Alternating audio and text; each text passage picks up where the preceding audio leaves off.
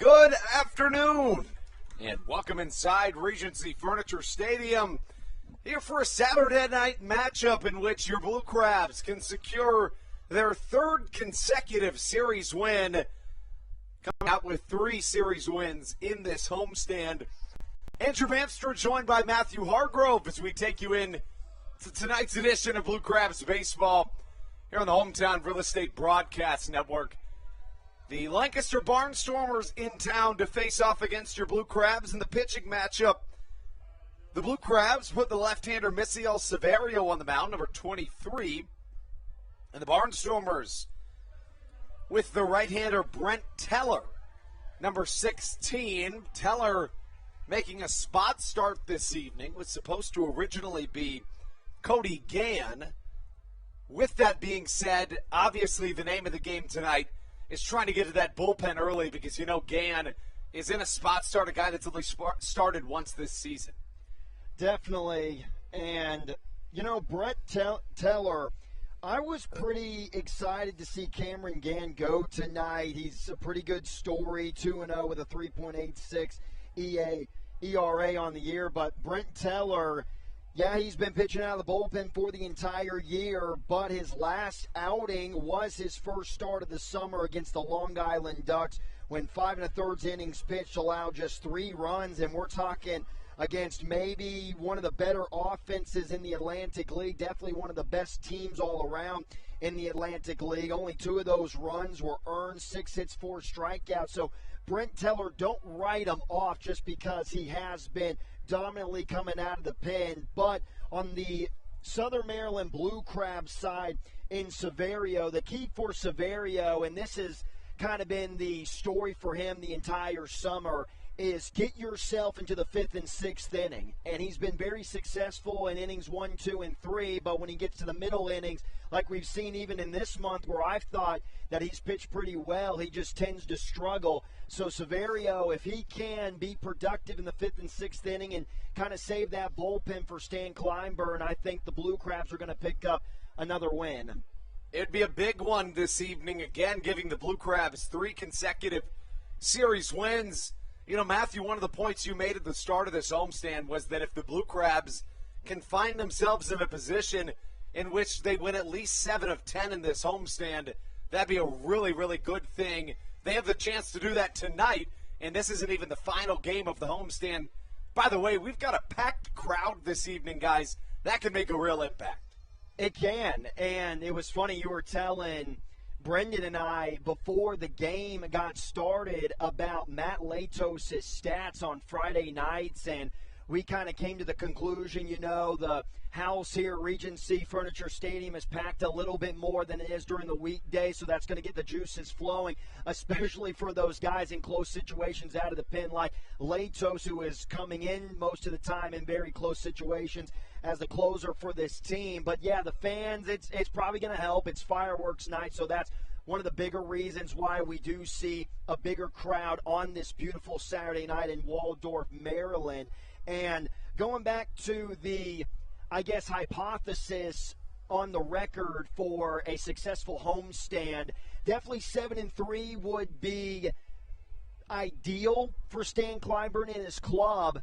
And this is the reason why, is because 7-3, you're probably going to have a pretty good lead or be in that first place spot in the North Division. But because the Long Island Ducks have been so successful, you can't give a 100% statement on whether or not the Blue Crabs are going to be in first place if they do finish 7-3. But Andrew, we were also talking about this yesterday. 7-3, there is a huge difference between that record and 6-4. And if the Blue Crabs drop their last 2 games of the homestand, that's what they'll fall to at 6-4. And those 2 records, it just feels like day and night.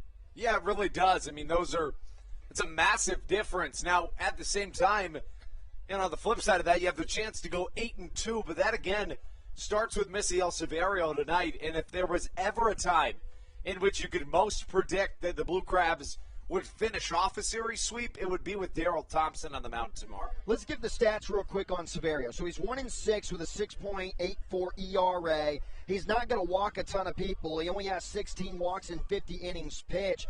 But if you remember in his last outing which was against Lancaster, or excuse me, it wasn't against Lancaster. He has had an outing this month, which was the second day of September. His last outing in a no decision back on September 12th. He went 5 2/3 innings pitched. It was right here in Waldorf, Maryland.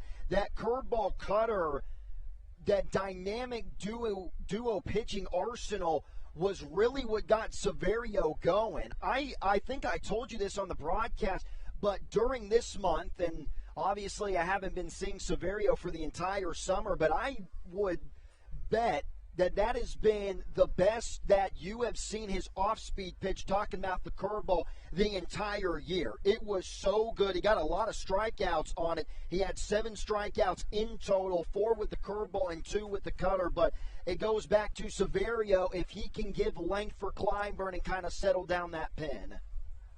Give you the starting lineups here tonight on the Hometown Real Estate Broadcast Network. We'll throw them up on the screen. Starting lineup for the visiting Lancaster Barnstormers this evening reads as follows. The second baseman, Melvin Mercedes, leads things off. Batting second, Blake Alleman, the third baseman.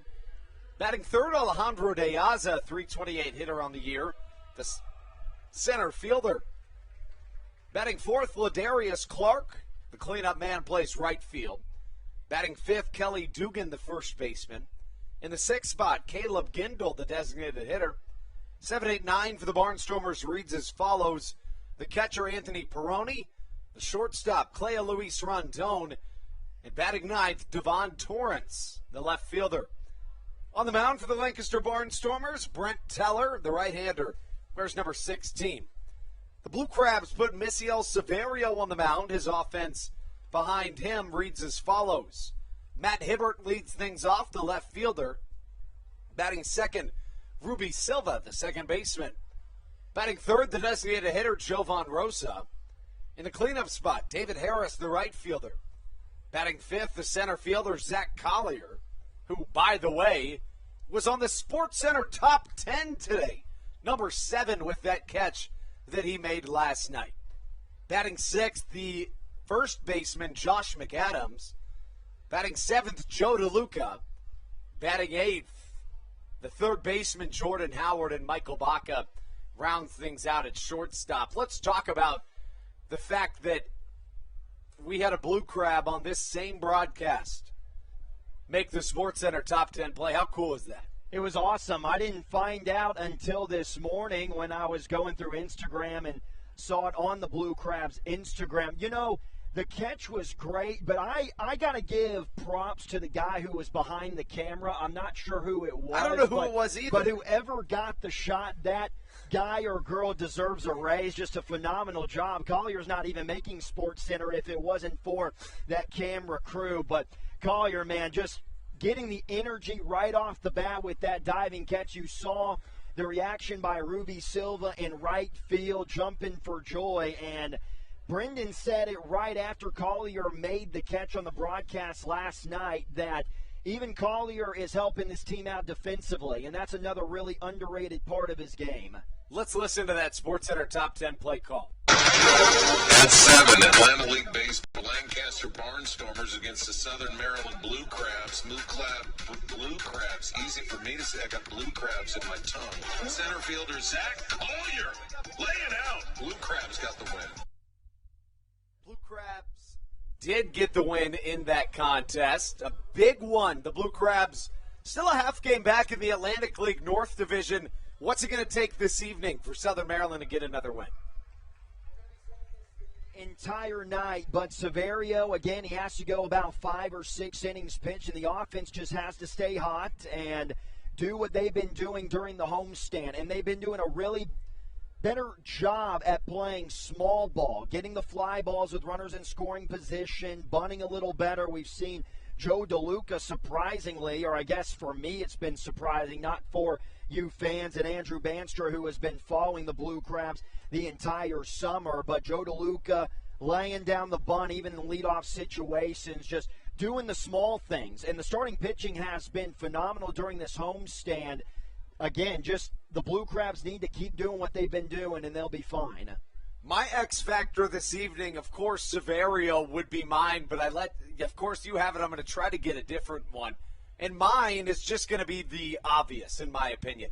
You know, the hard part in this game is going to be Severio getting those innings, right? So I think that's the perfect X factor. But I'm going to go with the easy one. I'm going to go with Zach Collier and David Harris, two guys that have been tearing it up in this homestand. Both of them bat over 550 through the first 7 games of this homestand. They have been. They've been tremendous. We touched on Collier a little bit when we were talking about the play in center field. If I have to go with an X factor, a key player tonight out of the offense for the Southern Maryland Blue Crabs, I'm going to go with Matt Hibbert. And the reason why is, yes, Matt Hibbert has been able to get on via the walk, and he got hit once again. He's been hit about 50 billion times in the past 2 weeks, it feels like. But for Matt Hibbert, I think that especially in the game of baseball and in the spot that he is in that leadoff spot, is one of the most, obviously one of the more important roles in and up and down the lineup. So for Hibbert, the bat has been struggling. We've seen the average dip down below 270. So I would like to see Matt Hibbert get on with the bat, because I think there's going to be a time in the next month as we're finishing out this 2021 campaign for the Southern Maryland Blue Crabs that all those walks, all those hit-by pitches are going to go away for some time. So Matt Hibbert, if he can get out of this slump, then it would be a perfect time as the walks are going away. Because I just feel like the walks and all of the, I guess, lucky stuff you could say for Matt Hibbert. Getting walked is not lucky, I'm not saying that, but all the ways that he's getting on base, not through the bat, is eventually going to run out of time. The Blue Crabs about to take the field. We talk about, a couple of guys that have been on and off in this homestand. Jovan Rosa, one of them was really good at the beginning of the homestand when the rest of the offense was struggling. Things seem to have flipped, but, if everybody can have the light switch going at the same time, that's the difference maker. I mean, I certainly know, looking back at that 2021 season, the 2019 and even the 2018 season, it's not even that the teams weren't good teams for the Blue Crabs. It was really just the fact that when the pitching was good, the hitting was not, and vice versa. This evening, Southern Maryland going to try to prove once again that they are a much different team in this 2021 season. Really good matchup this evening between two high-octane offenses. But you look at the Lancaster Barnstormers, they have now lost 12 of their last 14, and that included an 11-game losing streak. But it does mean that somehow, even with that 11-game losing streak, the Barnstormers are still in the playoff hunt. So you still have a desperate team, an even more desperate team. The last time the Blue Crabs saw them at the beginning of this month of September here in Waldorf, this lineup for the Barnstormers is, I would say, just as good as the Blue Crabs. Up and down, they got a lot of pop, especially in that middle of the lineup with Diaza, Kelly Dugan. We saw him go yard over the mini monster in left field. And don't get me started about Caleb Gindel. I have a little bit of a soft spot for Caleb Gindel because I think I told you this on our very first broadcast that I got to see him with the Nashville Sounds. That was really cool for me, seeing him here at Regency Furniture Stadium. But Caleb Gindel, he leads the Atlantic League in home runs. So even though this Barnstormers team in the second half is now 16-24, they are going to be a tough team to finish out a potential winning of a series or maybe even a sweep, because you said it a couple of minutes ago and we didn't get to it because I was talking about Severio, but now we can talk about Daryl Thompson. And that's going to put more pressure on Severio to really come out here and have one of his better outings of the season, because Blue Crabs get the win tonight. I mean, this may be just me a little hyperbole, but you could pretty much chalk up a win for tomorrow. Knock on wood, obviously. Southern Maryland finds themselves 6-2 to this point in the homestand. 2 games left in the 9-game homestand as Misiel Severio leads his squad out onto the field. When we come back, it's baseball time, Blue Crab style, when we return on the Hometown Real Estate Broadcast Network.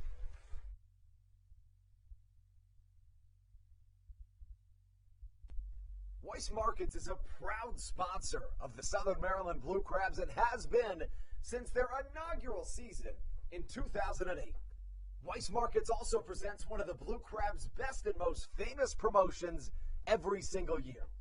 Kids can get in free to every single Blue Crabs game of every single year simply by wearing a jersey thanks to Weis Markets.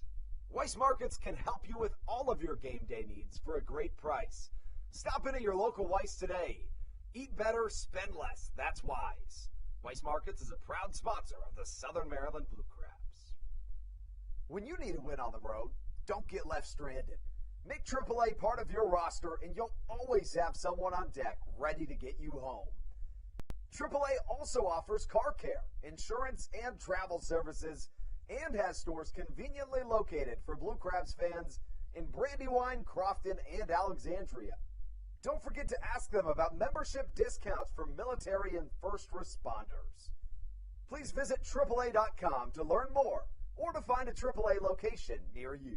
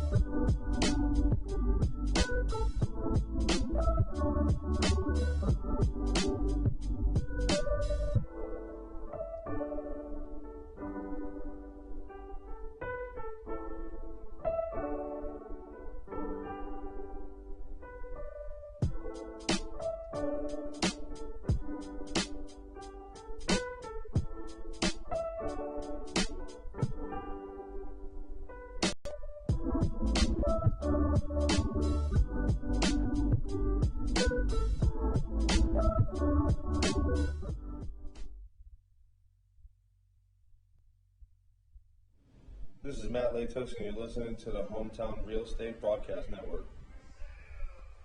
Missiel Severio takes the mound for your Blue Crabs as we take you into the top of the first. The Blue Crabs looking for their third consecutive series win as they continue to barge forward towards a playoff push.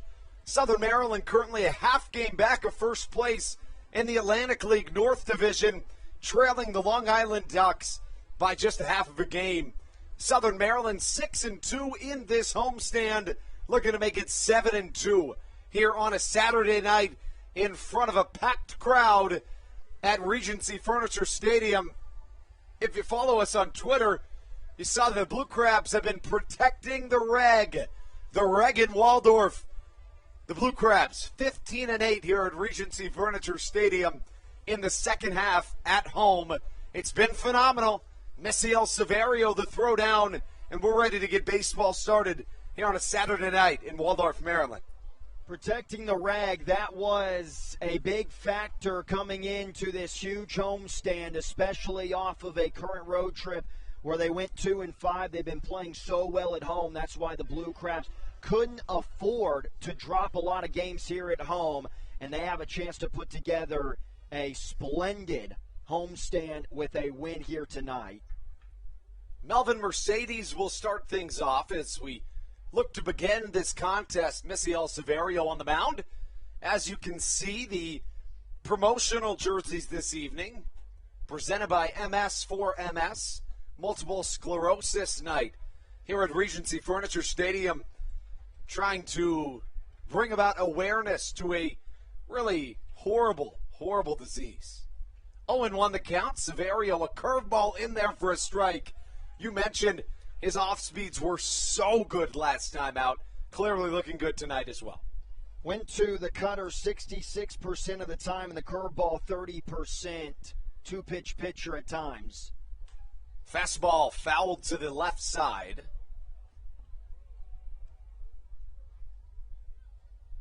Melvin Mercedes at the plate. The count, no balls and 2 strikes. Mercedes, a .352 hitter on the season. Left on right matchup.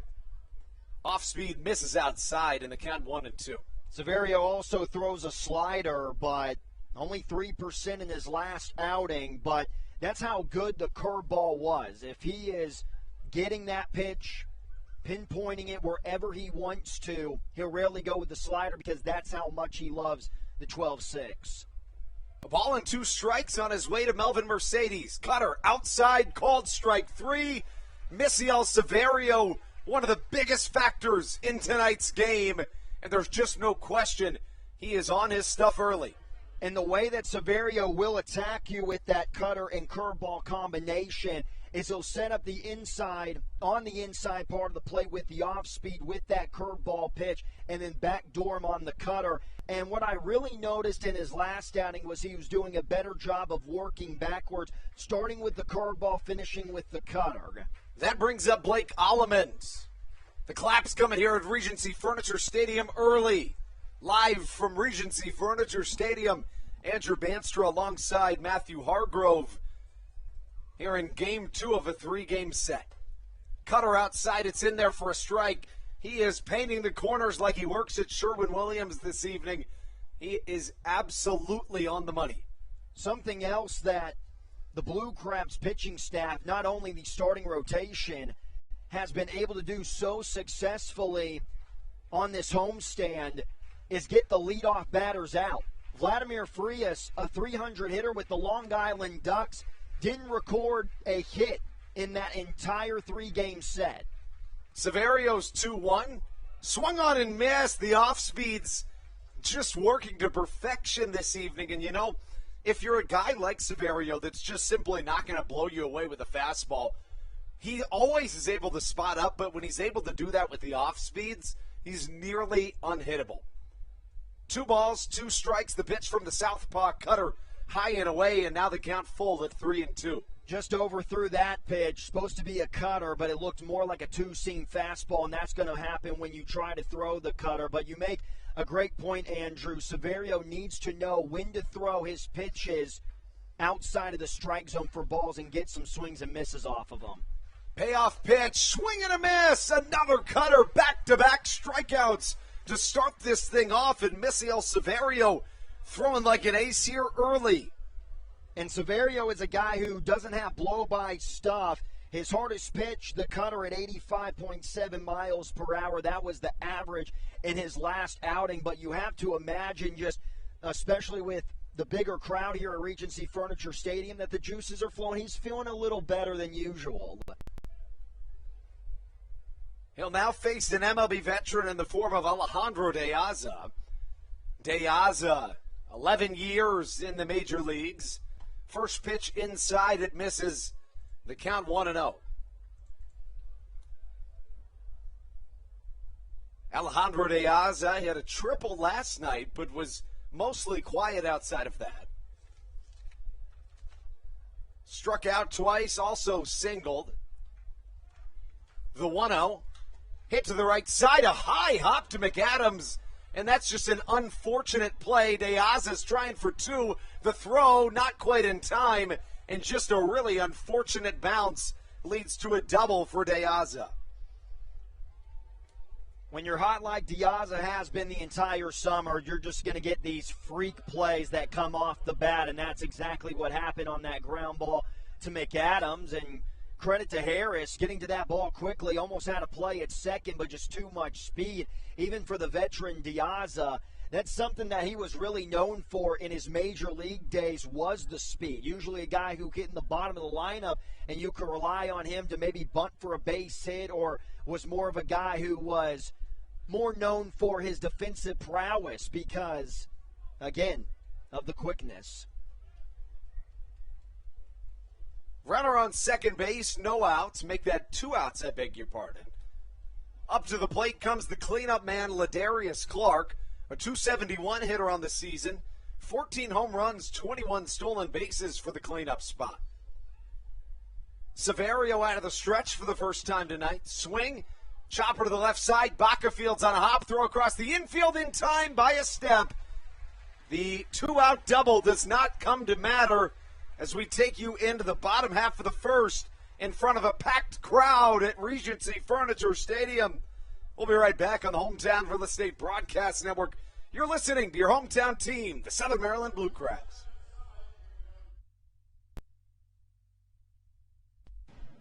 This is Joe DeLuca, and you're listening to the Hometown Real Estate Broadcast Network. Whether it's Chris Paul, Cliff Paul, Aaron Rodgers, or even the son of a former Blue Crab, Patrick Mahomes, you've seen many athletes endorsing State Farm. That's because your State Farm agent has your back through good times and not so good times. That's why all the Blue Crabs, Darryl Thompson and the whole team, trust State Farm with their insurance needs. State Farm is the company people have trusted for over 99 years to help life go right. Call your local State Farm agent, Greg Conklin, today at 240-776-4289. When you're in the market to buy or sell a home, call Tony McClure of Century 21 New Millennium and his Grand Slam team, the realtor of the Southern Maryland Blue Crabs since our first season in 2008. Tony and his team of preferred partners includes Tim Murphy of CNF Mortgage and Steve Scott of the Scott Law Group. Together, they will ensure that your real estate needs are nothing short of a grand slam. The quality service you will receive is Hall of Fame worthy. Put Tony's 41-plus years of experience to work for you. Call or text Tony today at 301-928-1280 for your personal grand slam experience. Go Blue Crabs.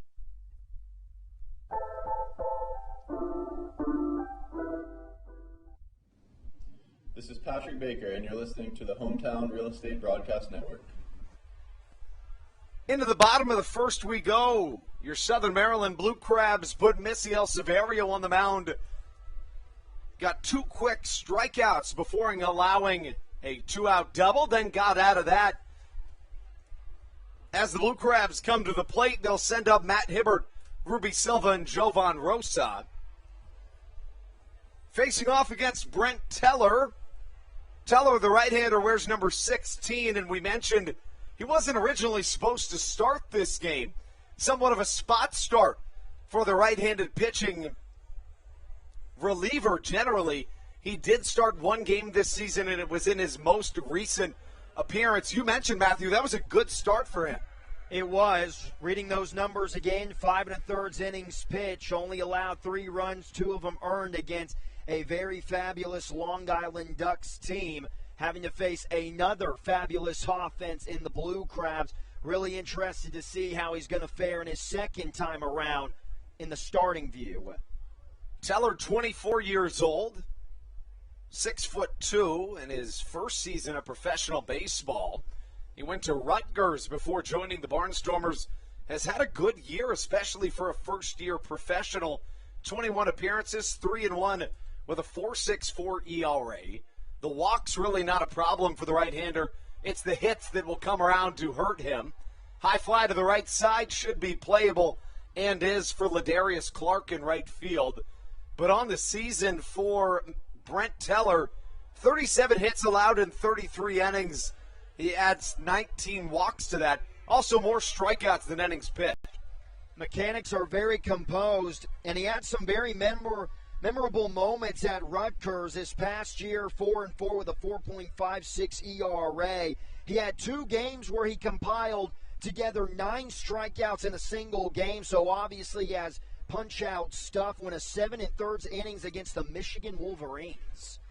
Fastball high and away, a called strike to Ruby Silva, who really broke out of his shell last night. You know, he had been good of late, you know, in terms of just average, but he showed the real Ruby Silva last night, the 0-1 inside, 1-1 the count.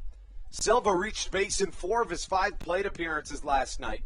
Went 2 for 3 with a double and 2 walks, also drove a run in. One of those reasons has been his ability to go the opposite way and hit the ball hard the opposite way. We have seen screamers go, especially into that left center field gap. Yeah, that's where Ruby Silva's at his best, when he's able to get that inside-out swing off and he's able to just pound things the other way. He has the opportunity to do so right there. The oohs and ahs from the crowd show a foul ball out of play.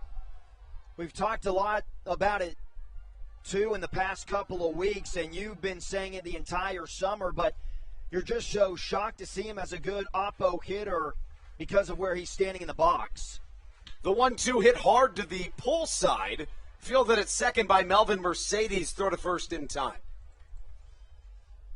And, you wonder if that's the reason that he does stand so far away from the plate, because he knows that, because generally he's able to reach for the balls on the opposite corner. He often gets jammed when pitches get him inside, so he basically forces the pitcher to make everything middle away, and he could reach for those balls on the outside and spoil them off. But at the same time, he ends up seeing a lot of pitches that end up being called strikes. Yeah, I wonder if there was a point in his career when he was standing near home plate or closer to home plate, you could say that front foot was kind of crossing off from his back. And when pitchers are locating the ball on the inside part of the plate, that will cause you just kind of get wrapped up. Jovan Rosa to the plate. Swing and a miss, I beg your pardon. Swinging a foul tip for Rosa. Jovan steps up to the plate after going hitless last night, but has been really good since joining Southern Maryland, a welcomed piece to this offense. Rosa waiting the 1-1. Fastball fouled to the right side. As for Jovan Rosa, 281 hitter with Southern Maryland this season. And I think a fan made a nice play there, just based off the crowd's reaction. Teller looking good early, pounding the strike zone. Rosa went 0 for 3 last night, is 7 for 27 in the homestand. Curveball high and away, just a touch outside. Teller's going to bring that curveball a good amount of times, 37% in that start against the Ducks. He's also got a four-seam fastball and sinker that he uses quite a bit as well. 2-2, another off speed. It's a called strike inside. And Jovan Rosa goes down looking. Not a whole lot of action to this point in the contest. You have to imagine when there is, this crowd will erupt here at Regency Furniture Stadium. Into the top of the second we go. It'll be 5-6-7 due up. Kelly Dugan, Caleb Gindel, and Anthony Peroni await as Misael Severio comes back to the mound. Here on the Hometown Real Estate Broadcast Network, you are listening to Southern Maryland Blue Crabs Baseball.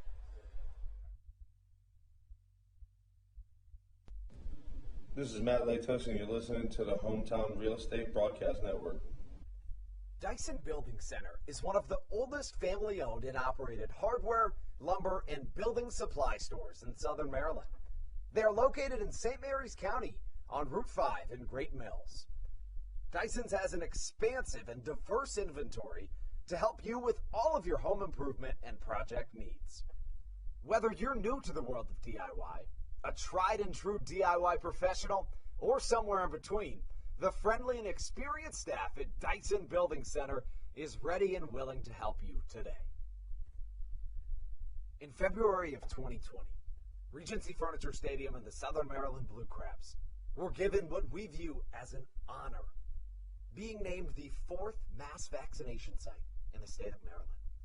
Here's a message from Regency Furniture about the honor that it has been and still is to be one of Maryland's mass vaccination sites, getting our community back to safety.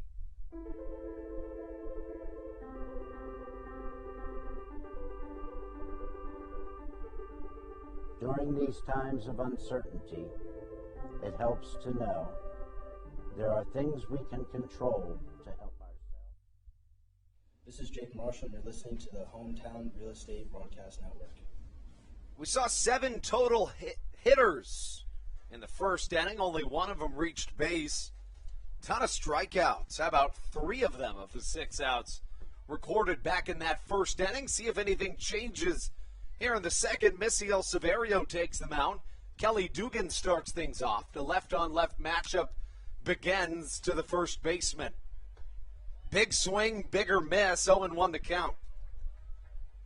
Tough way to begin your second inning. Leading off with Dugan and Gindel, a lot of pop, 43 home runs combined, even though a lot of them are coming from the guy on deck. Dugan, a .340 hitter on the year, a .558 slugging percentage, 13 home runs, 78 RBIs. And those two guys also combined for a ton of runs driven in. On the season, 159 between the two.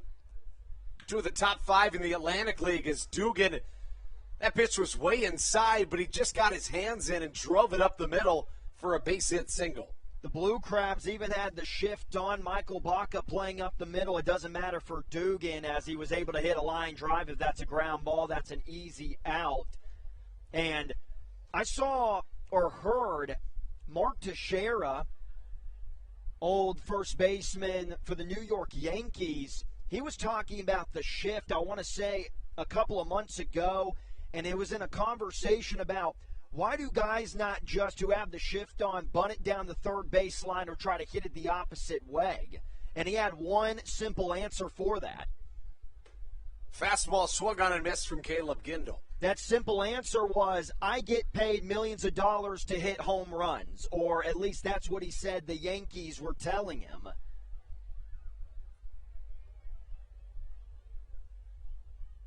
Left-on-left matchup once more.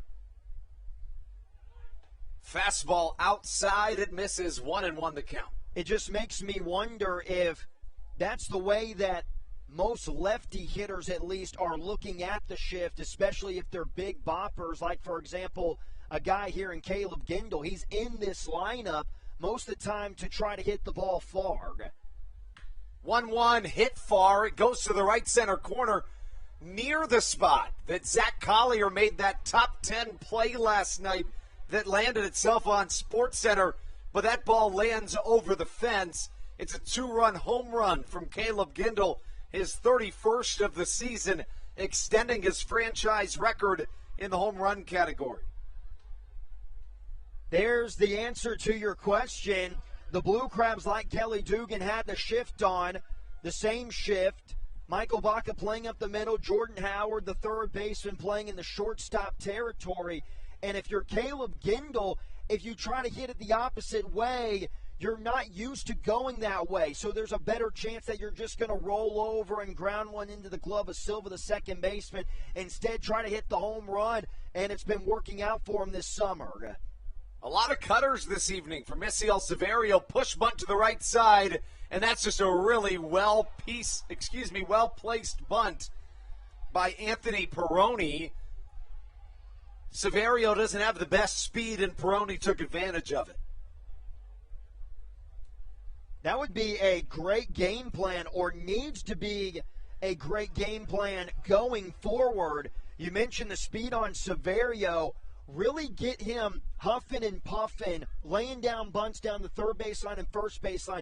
Make him work for it so that way when he gets back on the bump, he's going to be a little more tired than usual. Severio came out really hot this evening, back-to-back strikeouts. He then allowed a double before forcing an inning-ending ground out.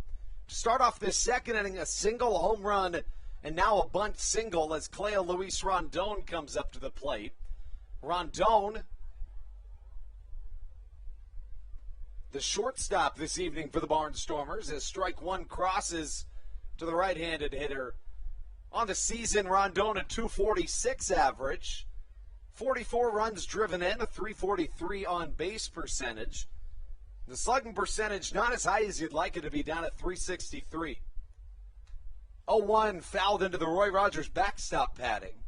Really good swing there by Rondon. The consistency has been the problem all year for Severio, and if he potentially wants to be a really important piece during this postseason run or maybe into the postseason, if Kleinburn awards him a start, He's just going to have to find a way to put up multiple zeros.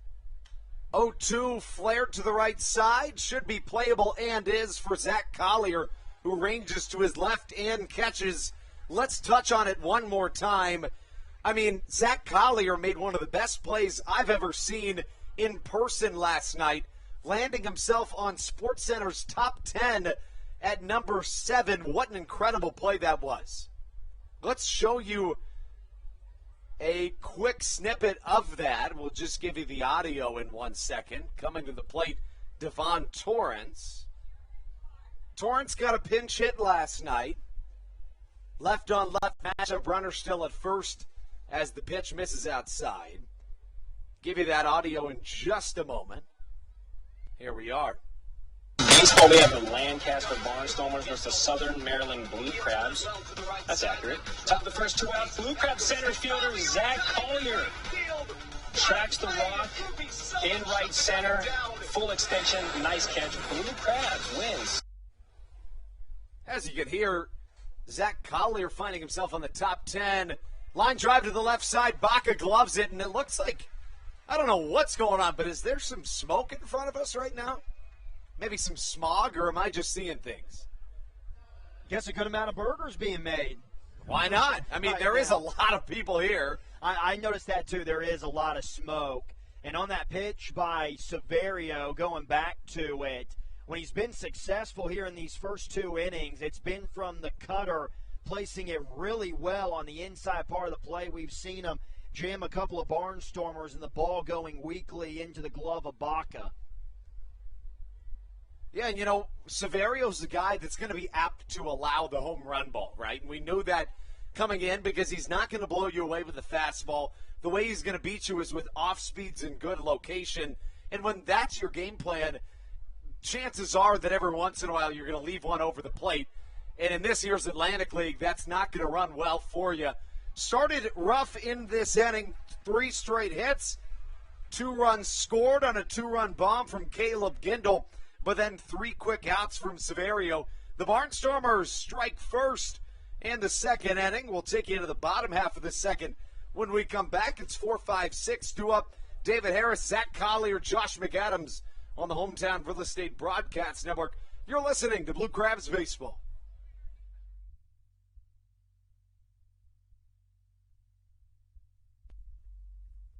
Hey, Blue Crabs fans. Make sure to visit the All-American Steakhouse and Sports Theater at 35 St. Patrick's Drive, right here in Waldorf, for some great food with great friends. Their steaks are fresh, hand-cut, in-house daily, as well as many other fresh seafood, chicken, and beef options.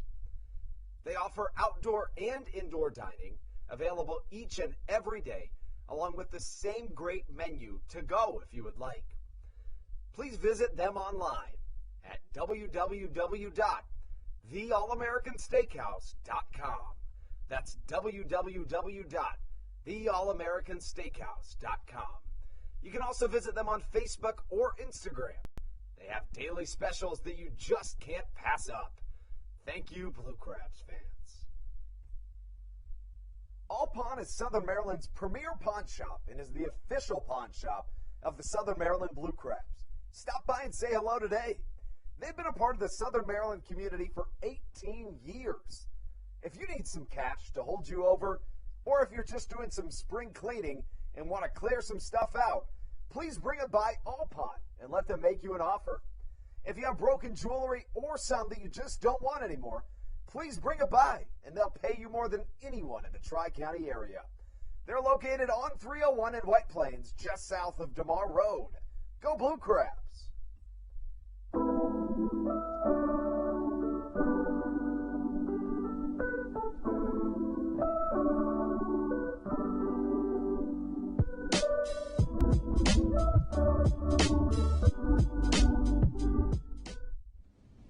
This is Patrick Baker, and you're listening to the Hometown Real Estate Broadcast Network. The Barnstormers strike early and back out onto the mound. For Lancaster is the right-hander Brent Teller, but he's got to face a really difficult part of the order that Southern Maryland will bring up in the second. It begins with David Harris, then runs to Zach Collier, and Josh McAdams. First pitch, a called strike to David Harris. But these two, especially the two starting off this inning, have been nothing short of fantastic for Southern Maryland in this homestand. Harris, 11 for 23, 2 doubles, 2 triples, 4 RBIs, and a .586 on-base percentage. No balls and 2 strikes. Harris awaiting the 0-2. Back into the protective netting. We've seen multiple times during this homestand, a lot of times in the second inning like we have now, where Harris and Collier have been getting back-to-back hits, and it starts a little bit of a rally. No balls, 2 strikes. Pounding the zone early is Brent Teller. Fastball chopped to the left side, foul. And a lot of fastballs to this point in the game for Brent Teller. Both from Teller and Severio doing a nice job at staying aggressive, even though Teller had the strikeout on Rosa with the off-speed stuff early on in the count. He's been coming with the four-seamer and the sinker. Slider outside. Harris goes down swinging. A rare mishap at the plate for David Harris, who's been about as good as you can get in this homestand. I say just about as good as you can get because this guy has somehow been even better. Zach Collier comes to the plate, fresh off making SportsCenter's top 10 last night. He was at number 7 on ESPN's premier program. 14 for 23 at the plate in the homestand, 9 RBIs, 8 walks, and a .688 on base percentage. First pitch down low.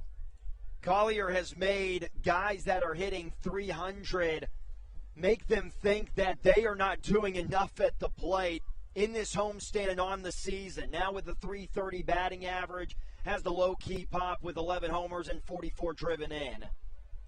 1-0 in there for a called strike. Another really crazy note is that Collier has reached base via the hit, walk, or hit by pitch in 63 of his 71 games played this season. He's virtually impossible to keep off the base paths. Fastball high and tight to count 2-1. Backing him off the plate is the right-hander Teller. Just so shocked that he hasn't been picked up by a major league organization, and in my opinion, it's only a matter of time, especially with the numbers. 2-1. Well struck left center field, should be playable though. Devon Torrance takes a few steps in and to his left and catches. So certainly, if you're Brent Teller, a big weight off your shoulders now after getting those two out of the way. Teller has been so impressive. We have to remember that this is his second professional outing ever.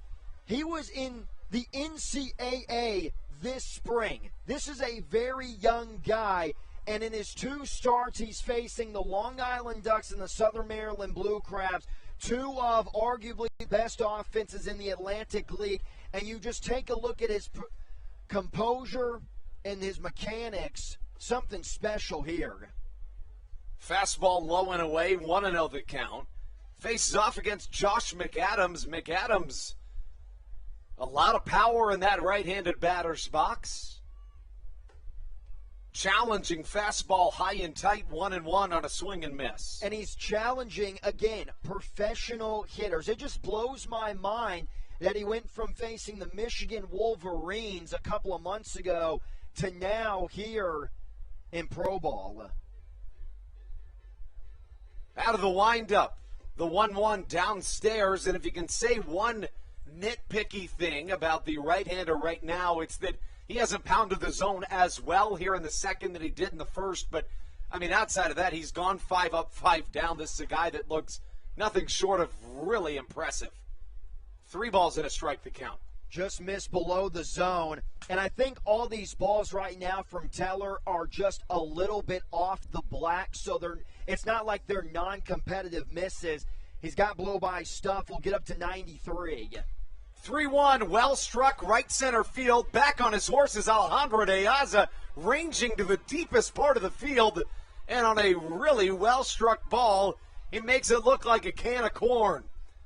Catches for out number 3 to get us through 2 innings of baseball here at Regency Furniture Stadium. 6 up, 6 down for Brent Teller. And Misiel Severio will face the 2-3-4 when we return on the Hometown Real Estate Broadcast Network.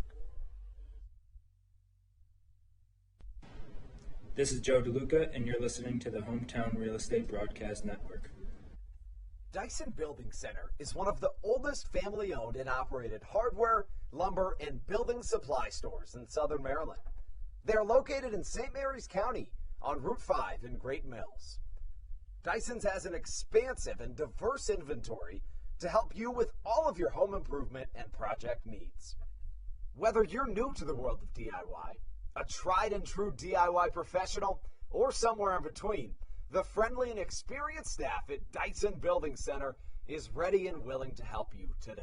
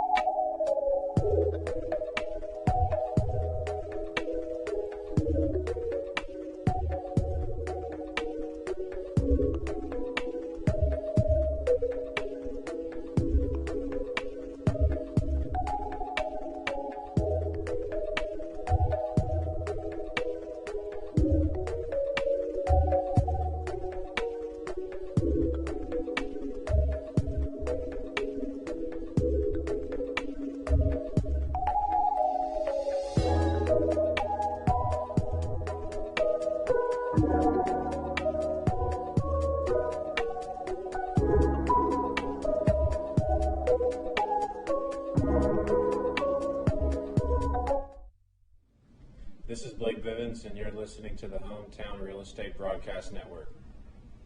Misiel Severio now chasing 2 runs as his Blue Crabs have gone 6 up, 6 down at the plate.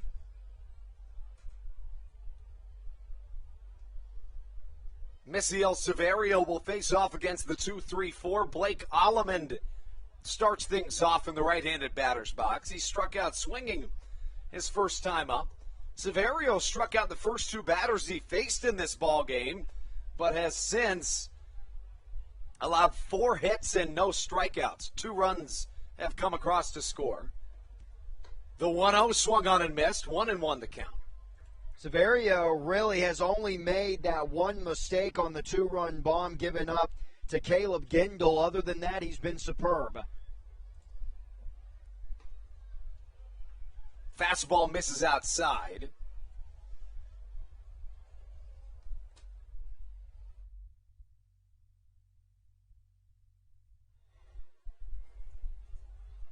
Two balls and a strike. Back into the protective netting, and the count even at 2-2. You know, Severio, like you mentioned at the top of the broadcast, not a guy that's going to walk many batters. And that kind of leads to the fact that he's going to leave some stuff over the plate from time and time again. 2-2 outside. He's a lot of fun to watch, especially in this AB, by the way that he dissects an at-bat, going inside and outside with every single pitch. It's never the same. Payoff pitch high and away, and maybe jinxing him there as he walks his first batter of the game.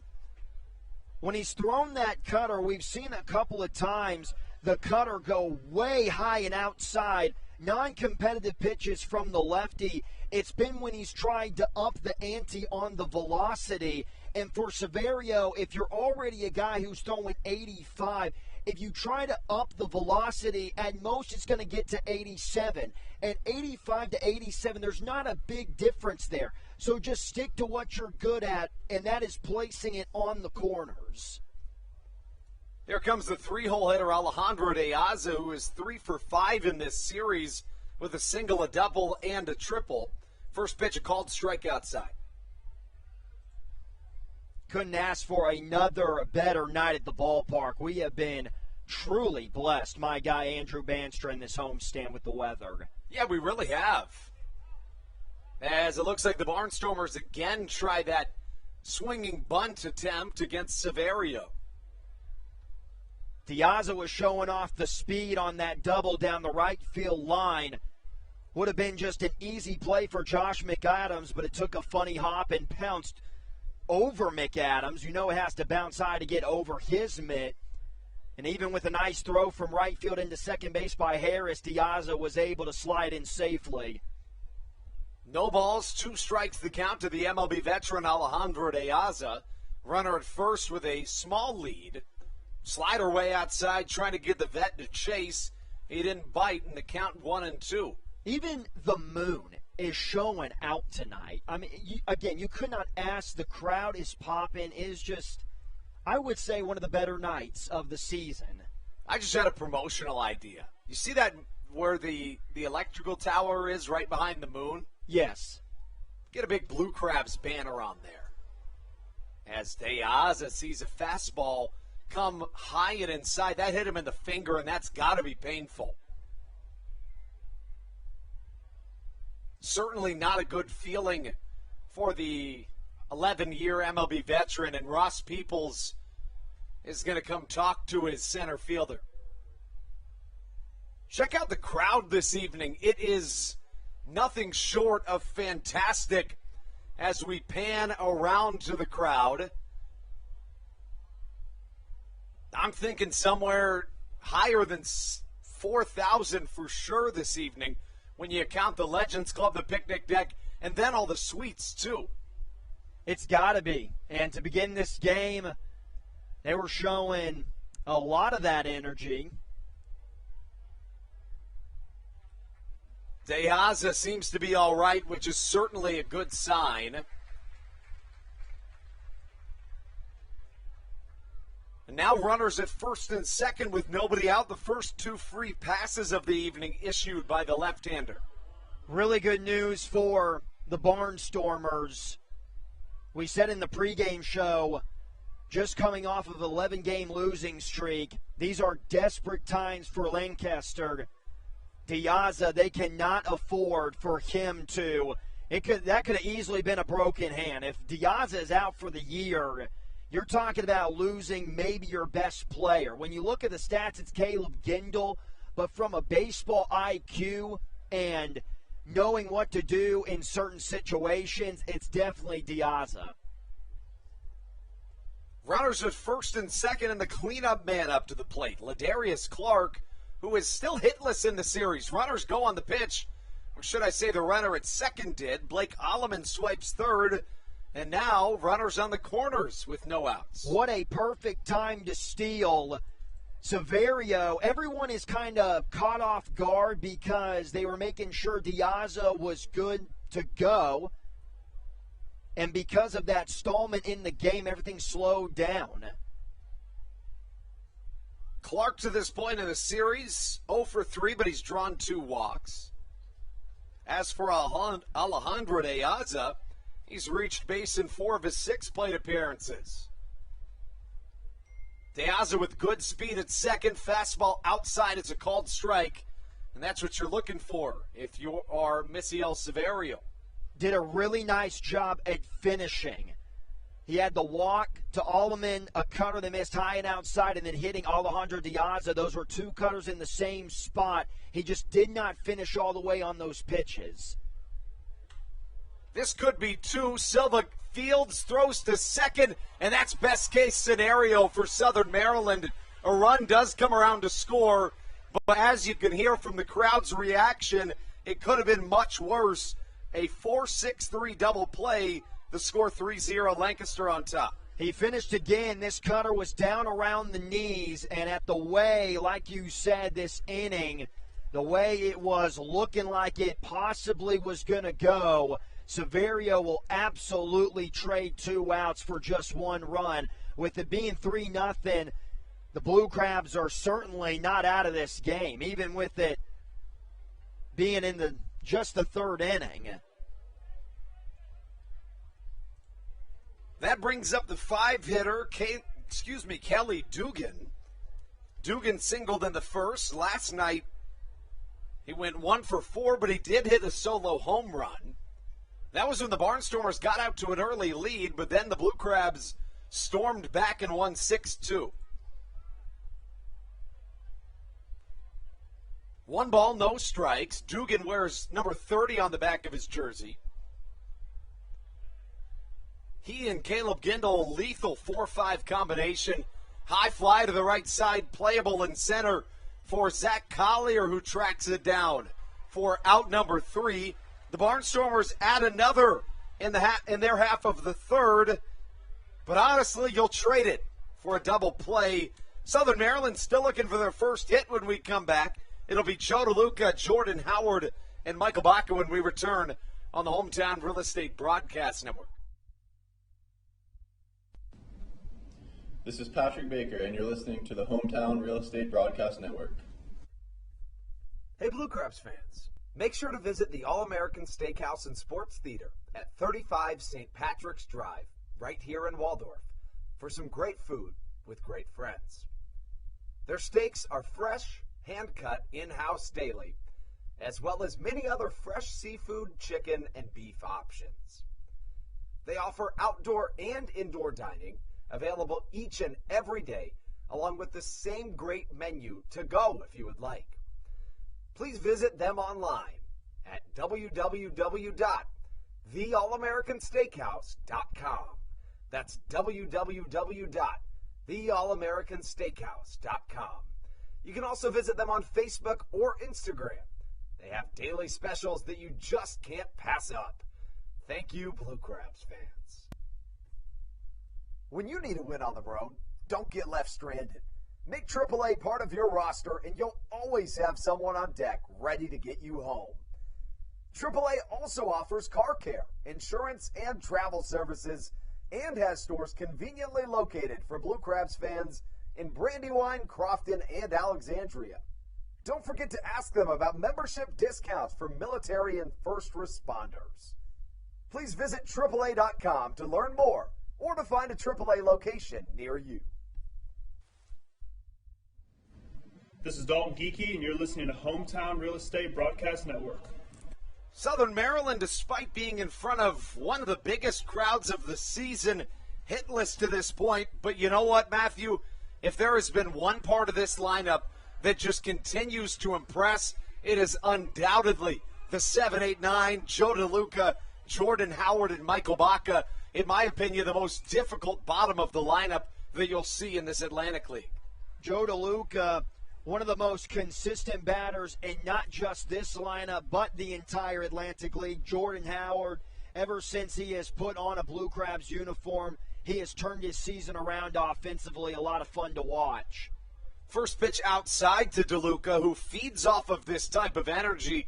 He hits 426 on Fridays this season. And generally those day-by-day stats I don't give a ton of weight to, but I think on Fridays and Saturdays they hold a little bit more steam as you think about it. I mean, it makes sense. The guys that perform better with the noise, I mean, that adds up.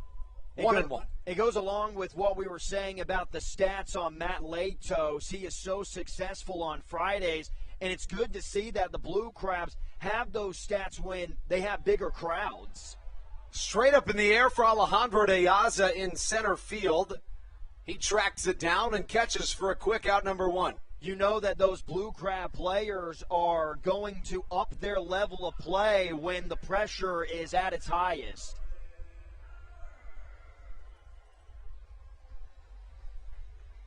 That brings up Jordan Howard, and when the Blue Crabs have needed a hit in this series, it's been Jordan Howard that has come through. Also a guy that's hit really well against the Barnstormers this season is Jordan Howard. We thought that Jordan Howard was going to start to get into a mini slump towards the middle of the homestand, but the past couple of nights he has been looking like he did to begin his season with the Crabs.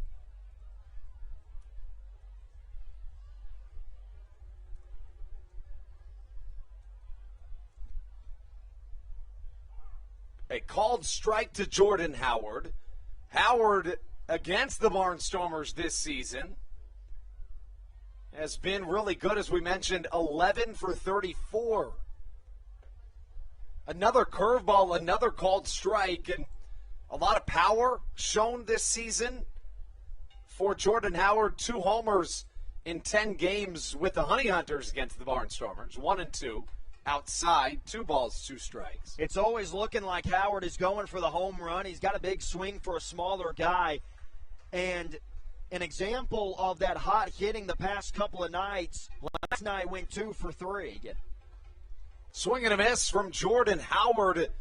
And all of a sudden, you're looking at a guy making a spot start in Brent Teller. We mentioned the key to this game could very well be, is Southern Maryland in the mix when Teller exits the game?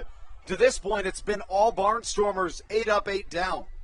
Brent Teller definitely doesn't look like your typical relief guy who comes in for a spot start. You usually can't rely on no hits through almost 3 innings. He's 1 out away from doing so. Also, he hasn't pitched that well against Southern Maryland out of the bullpen this summer. 4 innings and has allowed 4 runs. Michael Baca to the plate, looking to break this no-hitter up. Straight up in the sky, playable by the catcher Anthony Perrone, who drifts into foul territory and catches for out number 3. The Blue Crabs being no-hit through a third of a game as we take you into the 4th. We'll be right back on the Hometown Real Estate Broadcast Network.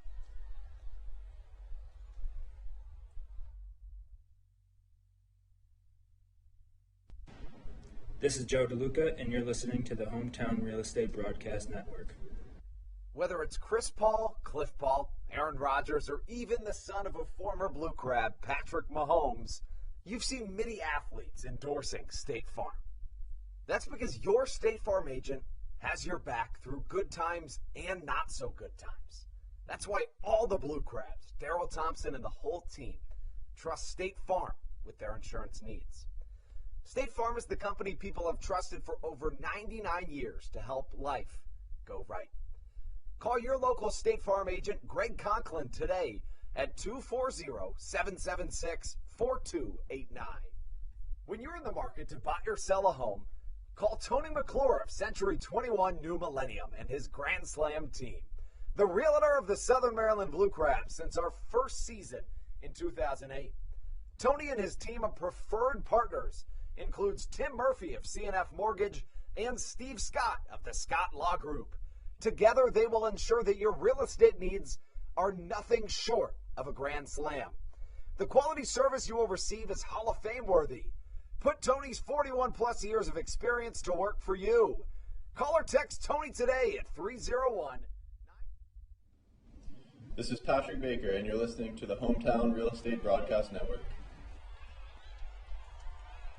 4th inning now at Regency Furniture Stadium. A packed house here in Waldorf, Maryland, between the Southern Maryland Blue Crabs and the Lancaster Barnstormers. Right now, it's been all Barnstormers, all the road team. They have a 3-0 lead on top of Southern Maryland. The starter tonight for the Barnstormers and Brent Teller has been magnificent, has not allowed a hit to this point. The Blue Crabs cannot do anything about that yet as they're on the field beginning the top of the 4th. As the sun has already set, dark skies,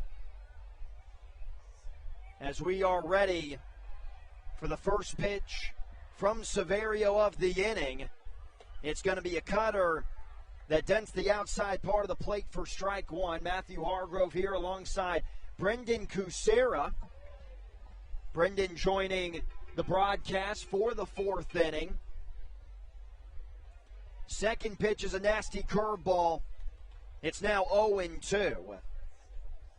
Leading off for the Barnstormers, arguably the most dangerous hitter in the 2021 season in the Atlantic League, and Caleb Gendel has already got a 2-run bomb.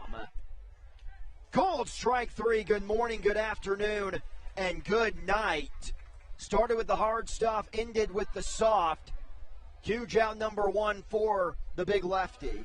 Yeah, and a big out there. Obviously getting the first out of the inning, very important for Misael Severio. And, we've seen some good and some bad from him tonight. He's lost his location a few times in this one, but when he's located pitches, he's had success with his different off-speed stuff. And, at the end of the day, the Blue Crabs still very much in this game with a 3-0 score, despite the lack of offense early for Southern Maryland. Third strikeout of the game for Severio.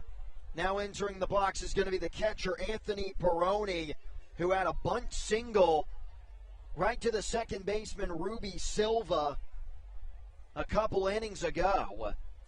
Really nice placement, got Severio off the bump, wasn't able to get to it quickly enough. And for Anthony Peroni, he has a marvelous story about how the Atlantic League saved his baseball career. Said that in a quote. I'll read it here after this pitch.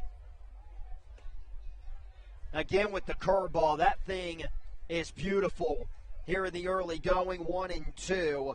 The statement by Peroni, if I didn't get into this league, I don't know if I would still be playing. Was in the Nationals organization, was released in May of 2020. A lot of that had to do with the COVID-19 pandemic, as it had to do with a lot of releases for minor league guys in the 2020 season. Harris was giving this pop-up a look down the right field line. I think he thought it was going to go out of play, and it landed where he could have made a catch on it. Definitely would have been difficult, but nevertheless, could have made the play. Yeah. And it was one of those off the bat that looked like it was going to get out of play too, so a little confusing for all of us out here. Peroni, with that hit back in the second inning, his second hit of the series, went 1 for 4 with 2 strikeouts last night. DeLuca gives the sign, he's setting up outside. Got him. Second strikeout of the inning for Severio, looking a lot different. Giving up 2 runs in the second, 1 in the third. You kind of had that feeling that Severio entering the middle innings, it was going to get a lot tougher. And he seems to have good command of the off-speed stuff, and that's been important for him. He's been hit or miss with the fastball at times in this game, but when he's able to paint the outside corners with that off-speed stuff, especially the curveball, he's been able to be effective, and he struck out a number of guys doing so. Clay Lewis Rondon. Flied out to Collier in his first battle with Severio. And that Peroni story, man, I just love stuff like that. And it reminded me when I saw that quote earlier this morning, it reminded me of something that recently happened with a former first overall pick in Mark Apple, drafted with the first overall pick in 2013 by the Houston Astros, and has not made it to the major league level, but 5 years later he was considered by a lot of people one of the biggest busts in MLB history. But the former Astros draft pick, as that ball is going to be a soft ground ball into the glove of Silva, throw on to first. I'll finish that great story when we return. You don't want to miss it. It's something phenomenal that came up on Twitter. But Severio, a 1, 2, 3, 4th inning, heading to the bottom of the 4th. Blue Crabs still looking for their first hit. You're watching Blue Crabs Baseball on the Hometown Real Estate Broadcast Network. This is Matt Latos, and you're listening to the Hometown Real Estate Broadcast Network. Dyson Building Center is one of the oldest family-owned and operated hardware, lumber, and building supply stores in Southern Maryland. They are located in St. Mary's County on Route 5 in Great Mills. Dyson's has an expansive and diverse inventory to help you with all of your home improvement and project needs. Whether you're new to the world of DIY, a tried and true DIY professional, or somewhere in between, the friendly and experienced staff at Dyson Building Center is ready and willing to help you today. In February of 2020, Regency Furniture Stadium and the Southern Maryland Blue Crabs were given what we view as an honor, being named the 4th mass vaccination site in the state of Maryland. Here's a message from Regency Furniture about the honor that it has been and still is to be one of Maryland's mass vaccination sites, getting our community back to safety.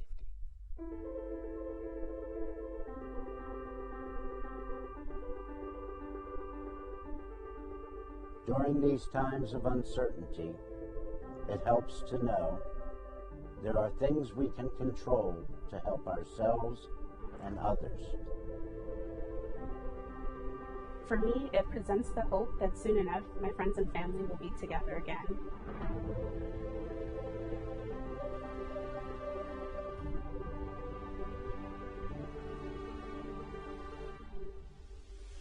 I just want to take this moment to...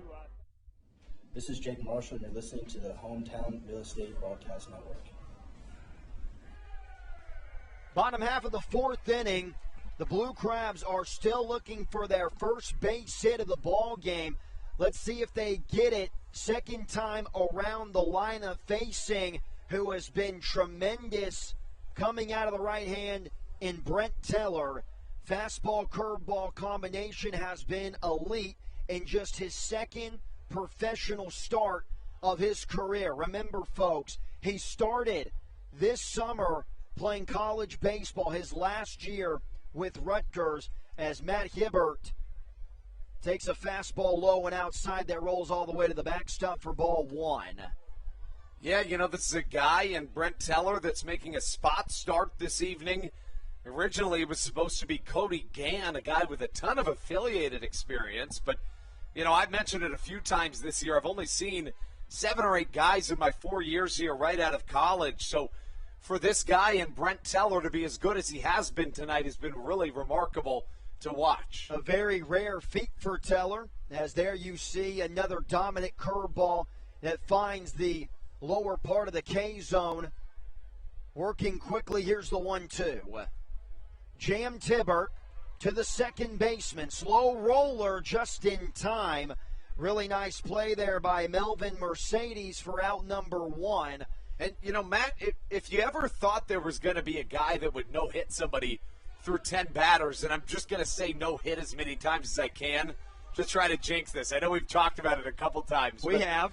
If there was ever a guy that you would – a year, I should say, in which you wouldn't expect this, it would be this year, because the offense – is so good in this 2021 Atlantic League season. You would think for a first-year pro they'd really struggle this year in particular.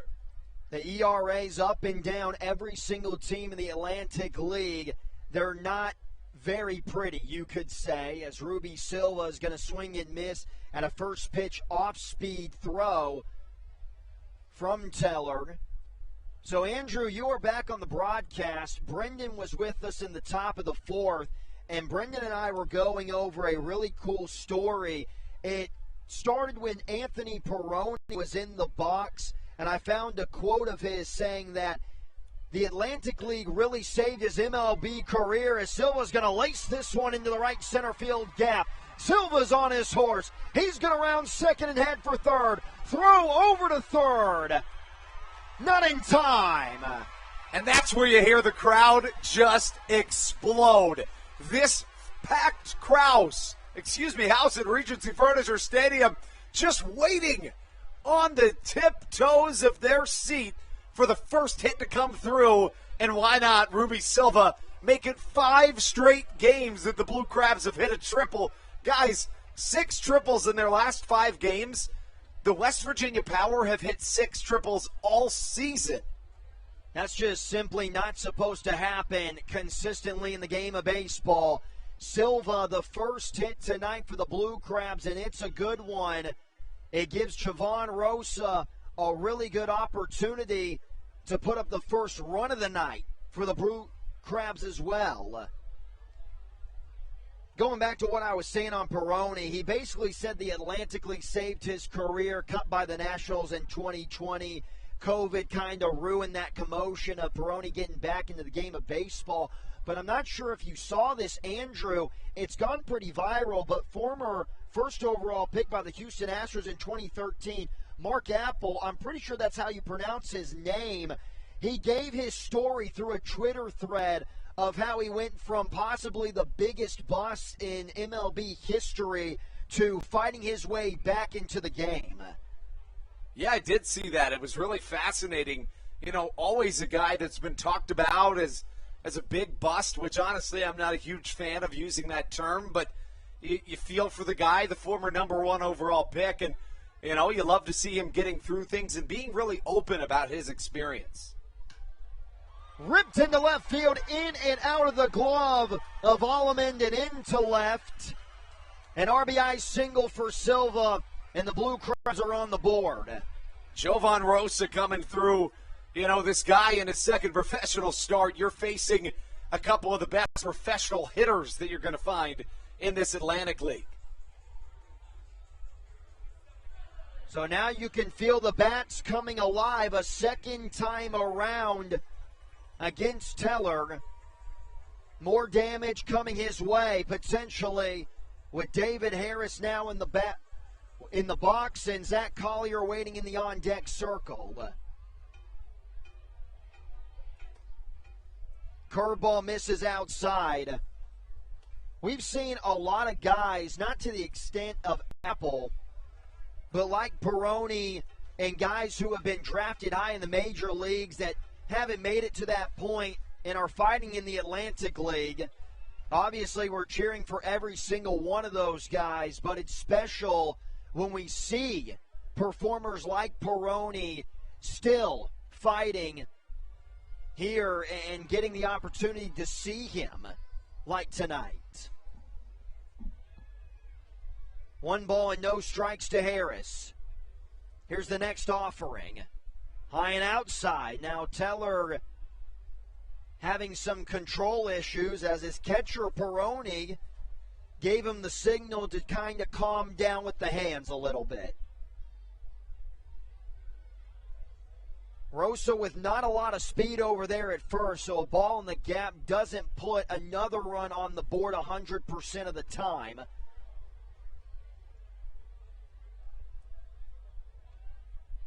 David Harris,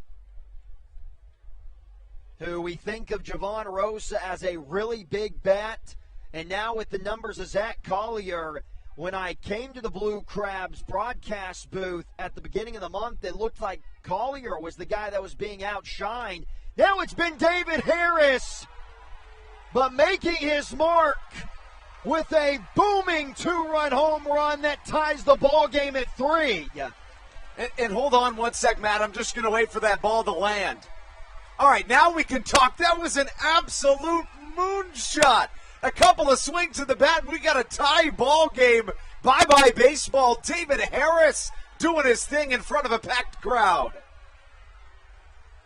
That is one of the longest home runs that you will see here at Regency Furniture Stadium. That ball was absolutely crushed. There's going to be an obvious meeting on the bump for Teller.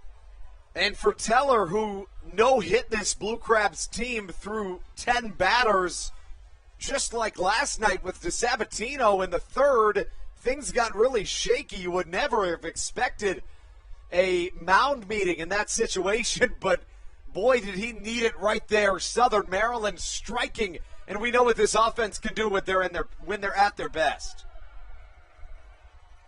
I feel like I don't know if this is bragging on myself, but Caleb Gendel got the home run. I was talking about his power, and then I mentioned the outshining of David Harris a little bit, and he tanks one about 747 feet. I don't know. We don't get the exact stat cast, but it was hit that far, it felt like.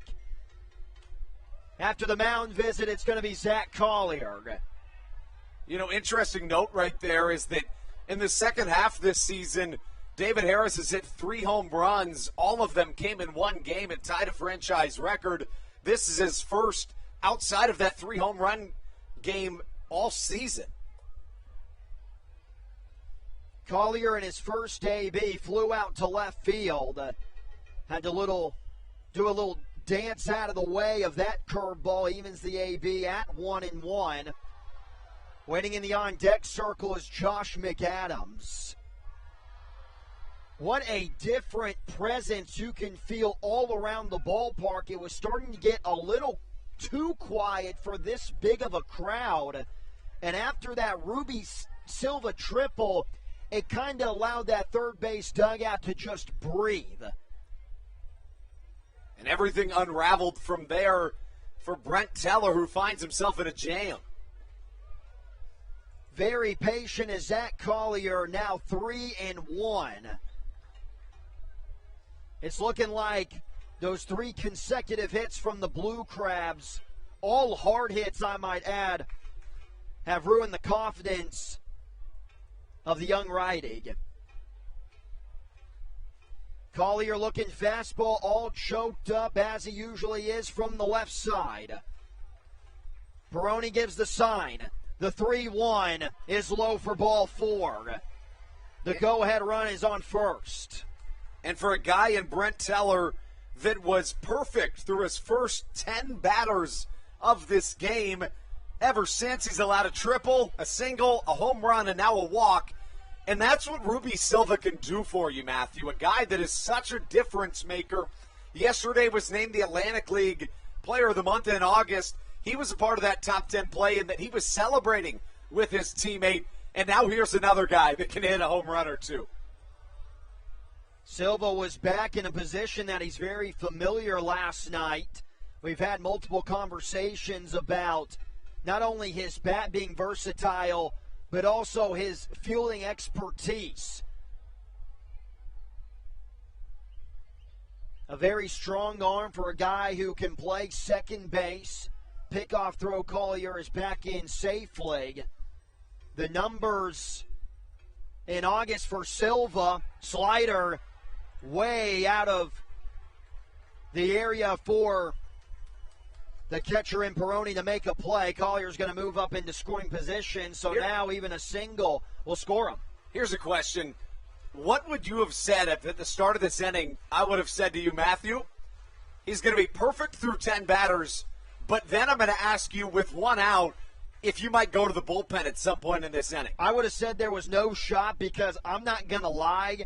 I know this is the Blue Crabs broadcast, but I was kind of falling in love with Teller a little bit. He was a lot of fun to watch, especially with the way he was locating the fastball, and the curveball has had a lot of movement. It still has a lot of movement. He just has been able to place it where he wants to. Now some confusion between him and Peroni. They're going to have a little chat about it. Going back to the numbers on Ruby Silva in the month of August, he hit .409. When you're posting Ted Williams numbers, you definitely should be the player of the month. On the other side, pitcher of the month was won by Tommy Lawrence, who was outstanding for the High Point Rockers. Went 5-0 with a 3.26 ERA in 38 2/3 innings pitched. That was the most innings that any pitcher logged in the Atlantic League last month. I got a question for you. I know we said we weren't going to talk about it, but just out of curiosity, what were Darryl Thompson's numbers in the month of August as compared to Tommy Lawrence, if you have it in a sec? Thompson went 4-0 with a 1.96 ERA in 36 2/3 innings. As compared to what ERA with Lawrence? Fastball misses out 2-1 now to McAdams. The ERA from Lawrence was 3.26. So got it. Interesting. Okay. So Lawrence had one more win and a couple more innings pitched. Okay. Josh McAdams, who flew out to Alejandro Diaza in deep right center field. Big swing and a miss. Throw back to second. Not in time. Showing off the arm strength there by Peroni. It was funny. I saw Josh McAdams doing push-ups in the third base dugout. Just a couple of feet away from having a home run in the second inning. If there's a guy that doesn't need to be doing push-ups, though, it's Josh McAdams. Because if he's not going to hit a home run on that specific pitch, then nobody is in this Blue Crabs lineup. Maybe Javon Rosa. Even now at 2-2. Collier takes his lead. We'll do it again. Interesting note for you, for both of you guys, our producer Brennan Casera this evening. I don't know if you guys knew this, but the last time the Blue Crabs were on SportsCenter was on April 16th, 2017. Pinch, the Blue Crabs mascot, was at the Nationals game. And you guys know the President's Race they do at the Nationals games. Well, yeah, Teddy Roosevelt was about a foot away from winning. It was on Easter, and the Easter Bunny popped out of nowhere and laid out Teddy Roosevelt, and Pinch was standing right there cheering. Got on SportsCenter. That has got to be that and the Brewers. I can't remember what they call the exact race, but the Wiener race, I believe. It has something to do with hot dogs or something. I might sound like an idiot right now. 3-2 outside. Back-to-back walks for Teller. They might have to go to the bullpen. Yeah, and you just wouldn't have seen that coming. And it doesn't get much easier, really, at any point of this Blue Crabs lineup, which is why they can be so tricky as a pitcher. If you find yourself in any sort of struggle, it just doesn't get easier at any point in this lineup, which is why it's such a good offense. There's still only one out in the inning. It came from Matt Hibbert. After that, a double by Silva, an RBI single by Rosa, 2-run home run from David Harris, and then, like I mentioned seconds ago, back-to-back walks for Zach Collier and Josh McAdams gives way to maybe the best catcher in the league, Joe DeLuca. Laces a line drive down the right field line near the Barnstormers bullpen. Going to begin the AB at 0-1. DeLuca, now there was no All-Star game this year because of COVID, but there was. ALPB Roundup did their own All-Star team. It was voted on by a couple people across the league, whether it be players, media, and then a couple front office members. DeLuca was named second string in the Atlantic League North Division because at the time, Carlos Castro for the York Revolution was hitting like .413, so there really wasn't much of a chance, but you get my point. You can't be too hard on yourself when there is another guy hitting over 400. It's not like you can just say, man, I need to start playing better. It's true. Because if in a press conference you were to say my goal is this year to hit 400, then you would just get a lot of chuckles from the media. Check swing, did he go? Doesn't matter, pitch is a strike. And there's nobody better in the clutch, at least in this homestand, than Joe DeLuca. A big reason Southern Maryland is 6-2 to this point in the homestand is because of the guy at the plate. He's gone 1 for 4 in each of his last 5 games, but it seems like every one of those hits has been game-changing for Southern Maryland. I feel like he's had a lot of clutch doubles down the right field line for some reason. That just enters my brain when I've been thinking of the clutch scenarios for Joe DeLuca. Not this time as Teller places a fastball right at the knees for strike 3. It takes him a while, but he finally has out number 2. And that's what you needed if you're Brent Teller. If you want to stay in this game, you simply had to get it out there. You mentioned he was perfect through 10 batters, but then allowed a triple, an RBI single, a 2-run home run from David Harris before walking Zach Collier and Josh McAdams. That's about as rough of a stretch as you'll find, but it's still a tie ball game, and that's what you got to tell yourself if you're Brent Teller. First pitch to the crafty. Jordan Howard is going to go behind him and all the way to the backstop. Moving up into third and second will be Collier and McAdams, and now just a single will not only give them the lead, but some insurance. And Raiders now missed pretty badly 2 times in this inning. After that rebound right there, you face a guy in Jordan Howard that I don't like to overuse the term, but he's been a spark plug for the Southern Maryland offense, a guy that hits the ball really well, especially since joining the Blue Crabs about a week ago, hitting over .340 with Southern Maryland. Howard is still looking for his first base hit tonight. He's 0 for 1. Even a walk to Howard to get to the 9-hole hitter It's not like you would be walking, Howard, to get to a weaker bat in Michael Baca. Good patience by Howard. Another reason why we have seen such a hot bat from the third baseman for Southern Maryland, not chasing pitches out of the zone. Big swing and a miss.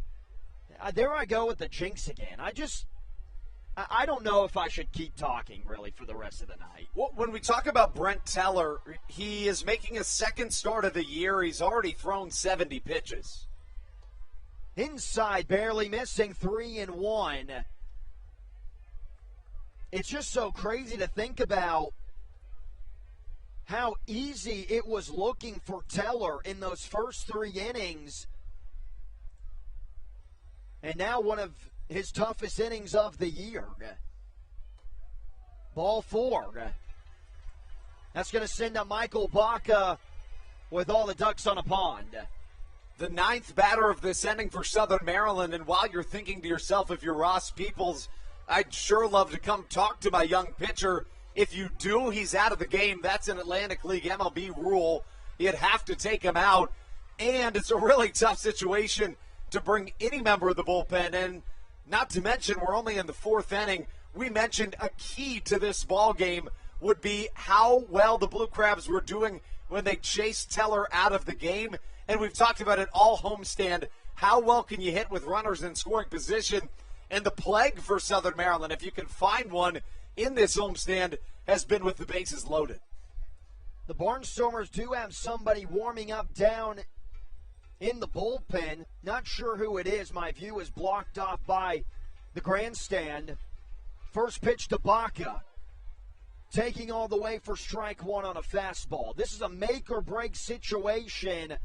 One swing of the bat from Baca, who's got 3 home runs this year,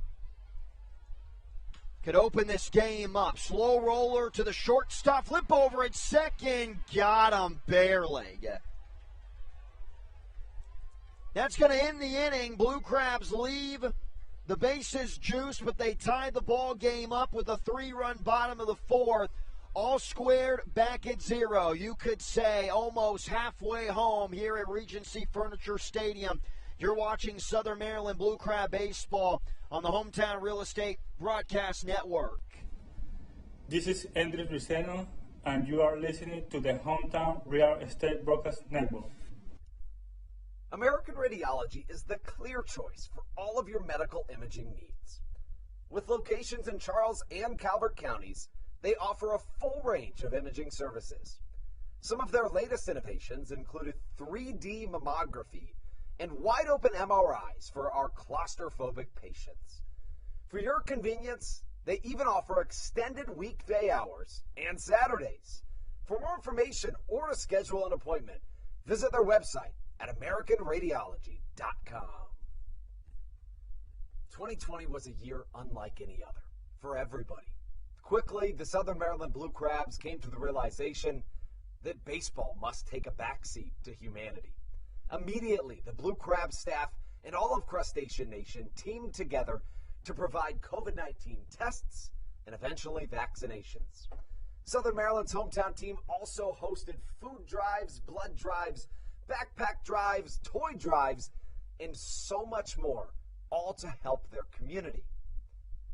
The Blue Crabs couldn't be more thankful to the healthcare heroes that have gotten us to this point and helped our community so much throughout the COVID-19 pandemic. That's why this season is dedicated to our healthcare heroes. Each Saturday night, we will have a healthcare hero, a local healthcare professional, throw out the first pitch of the game and be honored. That's why in 2021, all season long, healthcare professionals get $5 tickets to every single Blue Crabs game. Thank you so much, healthcare heroes, for all that you have, are, and will continue to do for our community. This is Coach Doug's, and you're listening to the Hometown Real Estate Broadcast Network. The left fielder, Torrance, is going to lead off for the Barnstormers almost halfway through this Saturday night contest between the Blue Crabs and the Barnstormers. Severio is back out there on the bump. First pitch of the fifth is a cutter. Overthrew it, misses outside for ball one. Matthew Hargrove here alongside my broadcast partner Andrew Banstra. Severio, he's got to feel like he has some new life as the Blue Crabs scored 3 runs in the bottom of the fourth to tie the game. Yeah, I mean, Severio lets up 2 in the second on the 2-run home run, and that allows another to score in the third, even though that was a little bit of a shaky of an inning in and of itself. So he's got to feel really good. Lazy swing there by Torrance. Got a little confused on the nasty curveball by Severio. He's quickly down 1-2. And after struggling in innings 2 and 3, a 1-2-3 fourth inning by Severio with a couple of strikeouts. Looking to do more of the same, not going to. A single into right center field. It's going to get past the diving Harris. Rolls to the edge of the track. And because Harris was unable to corral it, it's a leadoff double for Torrance's first hit of the night.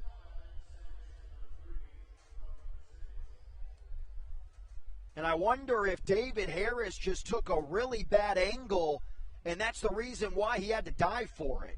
Yeah, that was kind of weird. I didn't expect that to happen, especially for a guy in Harris that's really a solid defender out there. And because of the leadoff double by Torrance, pitching coach Darryl Thompson is going to tell the new guy in Dylan Brammer to start warming up in the Blue Crabs bullpen. Also has to do with he's now facing the lineup a third time around as Melvin Mercedes, the leadoff man, is entering the righty box. Severio does have a strikeout on the second baseman, a backdoor K to start us off for tonight, showing bunt, slider in the dirt. DeLuca gets to it quickly, and now he has Torrance in a rundown. Back pick to second, but Torrance gets his hand under the Baca tag.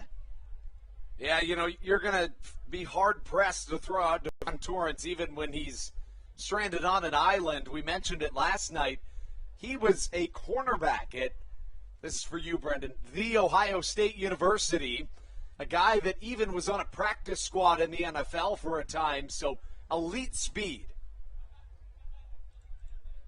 Torrance also ran a 4.68 in the 40-yard dash at the NFL Combine. You know, it takes a lot for me to add the before that word. I know it does, but because we have Brendan Kucera, and real quick, Mercedes is arguing about something. What they're arguing about is Severio was asking what the count was. The umpire, I think, wasn't sure. Now he's saying 0-1, and Mercedes was like, hold on, that pitch missed so far outside that it allowed Torrance to squeak away almost a third, and now Ross Peoples wants a word about it. That seems to generally be a fair point.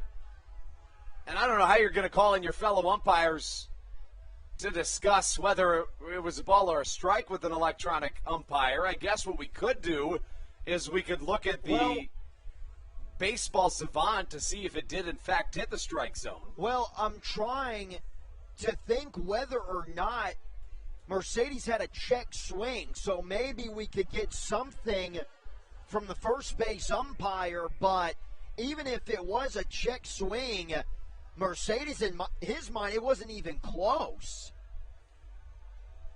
He slapped that right hand against his right leg in disgust.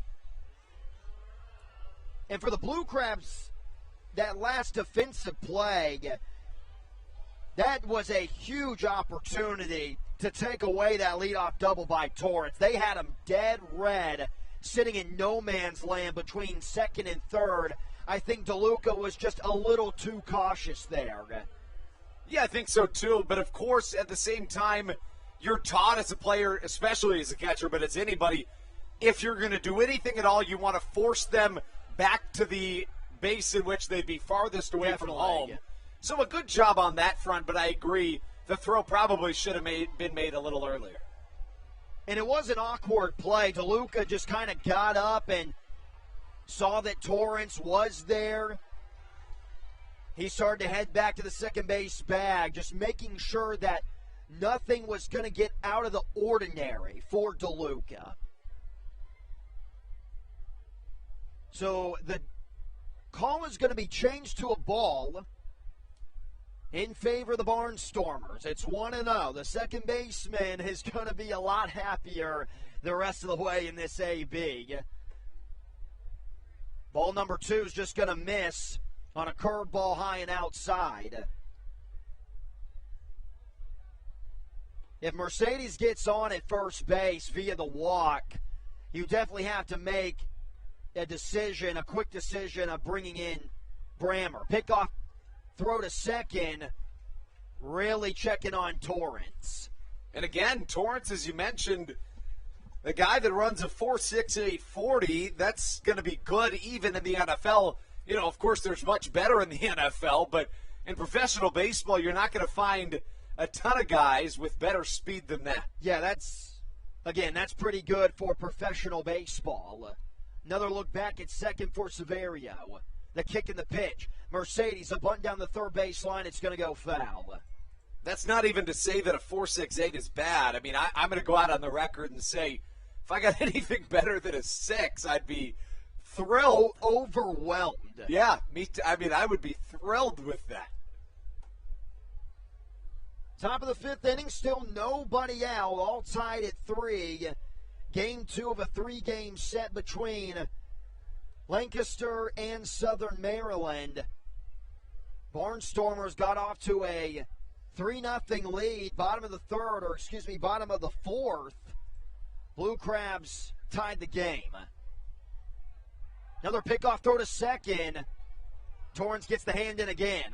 Silva, there was a game almost a week ago last Sunday against the York Revolution where we saw a pickoff throw into second. I can't remember who the runner was, but the Blue Crabs, they thought that they had the runner 110%, and after the safe call was made, there was a lot of chirping to the second base umpire. 2-1. Gets it down the first base side. McAdams will throw it over to Silva for the easy out. A really nice job by Mercedes to move Torrance over to the third base bag with still only 1 out. Yeah, and a couple things to say about that. The first of which would be that with all the momentum in Southern Maryland's camp right now, it makes a ton of sense to try to play small ball. But even further than that, you're looking at a Barnstormer team that was hot to start this game, playing in a really tough environment on the road, and then you have your leadoff man that hits over 350, sacrificing himself to get a runner to third. Really unselfish baseball. Infield's going to play in for Southern Maryland as Blake Allemond will square up against Severio. Allemond last night went 0 for 3 out of the 7 spot in the lineup, had a strikeout. Severio just barely missing out of the strike zone here in this 5th inning. For a guy like Severio, catching those corners means a lot more than a lot of other guys in the entire Atlantic League and up and down professional baseball. Curveball, 1-1. Allemond is second on the team in home runs. Pretty good for a guy who was hitting 7th in the lineup last night, and I would say pretty good for a guy who's hitting in the 2-hole tonight. Usually your 2-batter isn't second in home runs. But that's the way that kind of baseball has been played out the past couple of years. Managers have been putting sometimes their best hitter in that 2 spot. The numbers have shown that it works out in the end for a better productive lineup. I've seen Mike Trout in 2020 and 2019. Haven't seen a lot in 2021, but guys like Mike Trout, Aaron Judge, hitting a lot in that 2-hole. Here's the 2-1. This ball's deep. If it's fair, it's gone. it's going to be foul. And Severio holding his breath as that ball was heading towards the left field foul pole. Now 2 balls and 2 strikes as Severio dabs his hand with a rosin bag. Waiting in the on-deck circle is Alejandro Diaza, so this would be an even more significant out if he can get a strikeout and strand Torrance 90 feet away. The 2-2 in and out of the glove. It's going to be a foul ball. DeLuca's going to be kicking himself for not catching that baseball.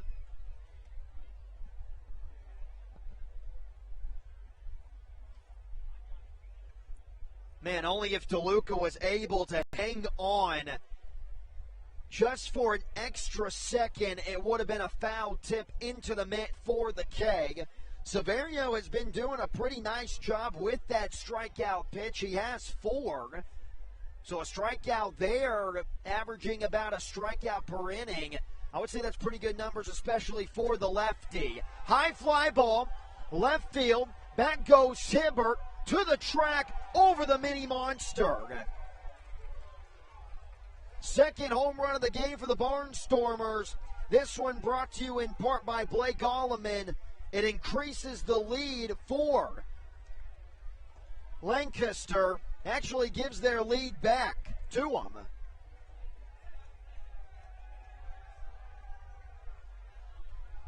And that's why that ball in the mid by DeLuca would have meant a lot more if he would have caught that baseball. So after the Blue Crabs tie the game up in the bottom of the 4th, the Barnstormers answering right back on the 2-run shot by Blake Alleman. Home run number 21 of the season. That'll bring up Diaza. Takes a fastball right down the middle for a strike. Alejandro Diaza, going back into the memory bank, had a double in the first inning. Wasn't supposed to be a double. Took a bad hop on the first baseman, McAdams. Also showed off the speed, getting into second on a really nice throw by David Harris. This long inning, that home run by Alleman has silenced this very impressive crowd tonight at Regency Furniture Stadium. The 1-1. Late swing. Fouls it into the stands, 1-2. Yeah, and to your point, Matthew, the home run ball has really been the one thing that Severio's struggled with tonight, and both home runs have brought about two-run spots in both the 2nd and the 5th inning, so that's really been the killer for the Blue Crabs in this game so far on this Saturday night. You take those home runs away, and Severio probably has, almost 5 innings of just giving up 1 run. In the 2nd inning, it was a 2-run blast by Gindel, and you guys know what has happened so far here in the 5th. Brendan Kucera has joined us for the rest of the 5th inning. Nice battle here by Diaza. No shift on the lefty. That's because Diaza can hit it to all sides of the field. For Gindel and Dugan, they're more pull-heavy hitters. Swing and a miss. Really good curveball. There's out number 2. And Severio's had swing and a miss type stuff tonight. We've seen him strike out a number of batters, but, it's just been those mistakes leaving the ball over the middle of the plate that have come back to bite him in this start, but he still has the Blue Crabs in the game, and that's the most important thing. Obviously, a Blue Crabs team that we've seen come back and win games over the homestand. Now up to bat for the Barnstormers is Ladarius Clark. In the midst of this pretty good offensive night for the Barnstormers, Clark is without a hit in that category. 0 for 2. A ground out to the shortstop, Michael Baca, in the 1st, and also grounded into a double play in the 3rd. His double play, though, was efficient as it scored a runner from 3rd. Didn't get the RBI, though, because it was a double play. I've always thought that that's kind of a cheap statistic for the hitter. I think they've always should have gotten the RBIs for that. But I think because of the fielder's choice, that's why it takes away the RBI for that matter. Hits it deep into right center field. Collier's going to go back near the track, makes the on-the-run catch. Anytime a ball is hit towards Collier, most of the time it's going to go into the glove. Halfway through, between the Blue Crabs and the Barnstormers, Barnstormers take the lead back on a 2-run bomb from Alleman. It's now 5-3. You're watching Southern Maryland Blue Crab baseball on the Hometown Real Estate Broadcast Network.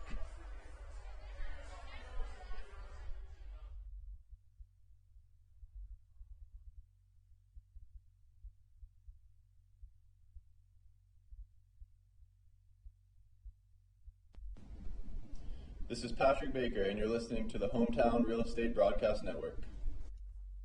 American Radiology is the clear choice for all of your medical imaging needs. With locations in Charles and Calvert counties, they offer a full range of imaging services. Some of their latest innovations included 3D mammography and wide-open MRIs for our claustrophobic patients. For your convenience, they even offer extended weekday hours and Saturdays. For more information or to schedule an appointment, visit their website at AmericanRadiology.com. The Charles County Department of Health encourages you to get the COVID-19 vaccination today. You can get it all over Southern Maryland or no matter where you are across the United States. Vaccinations are offered right here at Regency Furniture Stadium with no appointment needed. Charles County Department of Health and the Southern Maryland Blue Crabs urge you to take one for the team and get the vaccine.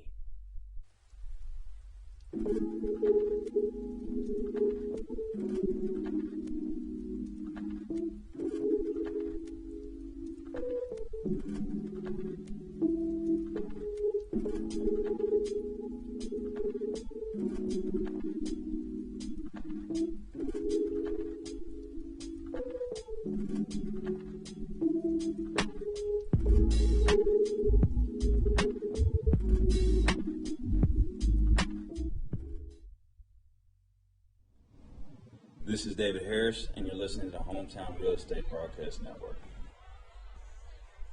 Back now for the bottom of the fifth. Barnstormers take a 5-3 lead on top of the Southern Maryland Blue Crabs, thanks to a 2-run home run by Barnstormers third baseman and Blake Alleman. How about Teller back out there on the bump for the Barnstormers after throwing over 30 pitches in the bottom of the fourth? Yeah, and I mean, it was a night in the first 3 frames where Teller had a lot of success and then had that big inning in the bottom of the fourth where the Blue Crabs kind of broke through and put that crooked number of 3 on the board. And so, you know, Russ Peoples just giving his pitcher another opportunity maybe to go out there and get a feeling for it and see if he can't get some of that stuff back from the first 3 innings. But, you know, obviously a rough last inning, and we'll see if he can control that off-speed stuff a little more. He was doing that well early on. Pretty good curveball there that just missed on the inside part of the plate. 1 ball and 1 strike to Matt Hibbert. 1, 2, and 3 due up for Southern Maryland. Now 3rd time around in the lineup that Teller is facing. Hibbert shows bunt, pulls it back wisely. 2 and 1. You have to imagine that Teller's going to be on a very short leash with the top of the lineup coming up here in the 5th. And to your point about 3rd time through the order, typically, you know, those adjustments start to be made. We saw them in the last inning, and with a reliever now starting in Teller, that could be, you know, an issue for him not being able to make those adjustments in the middle of the game because he doesn't typically go 2 and 3 times through the order. I still can't see who is exactly warming up in that Barnstormers bullpen.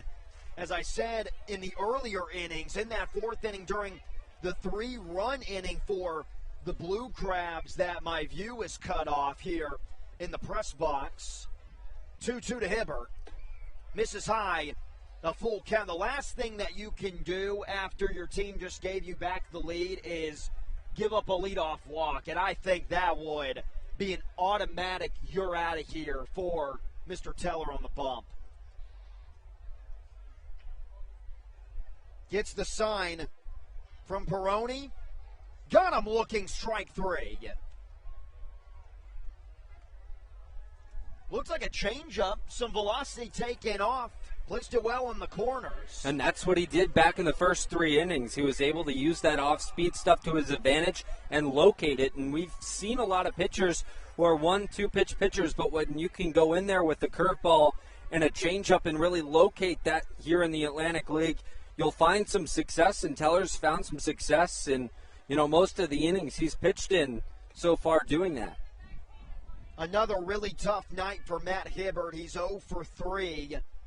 To start the month, Matt Hibbert, I believe, was batting .313.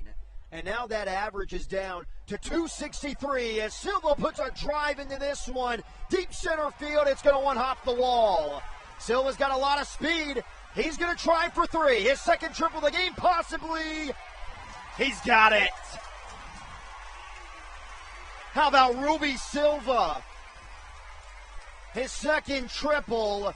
That's how the rally started in the 4th inning. Maybe a deja vu moment for the Blue Crabs here in the bottom of the 5th. And Ruby Silva, one of those guys that Andrew mentioned when we got here, Matthew, that he was so excited for us to see. And, we didn't really see it in that first week of covering the team. He really struggled, and then in that Long Island series showed some signs of coming out of it.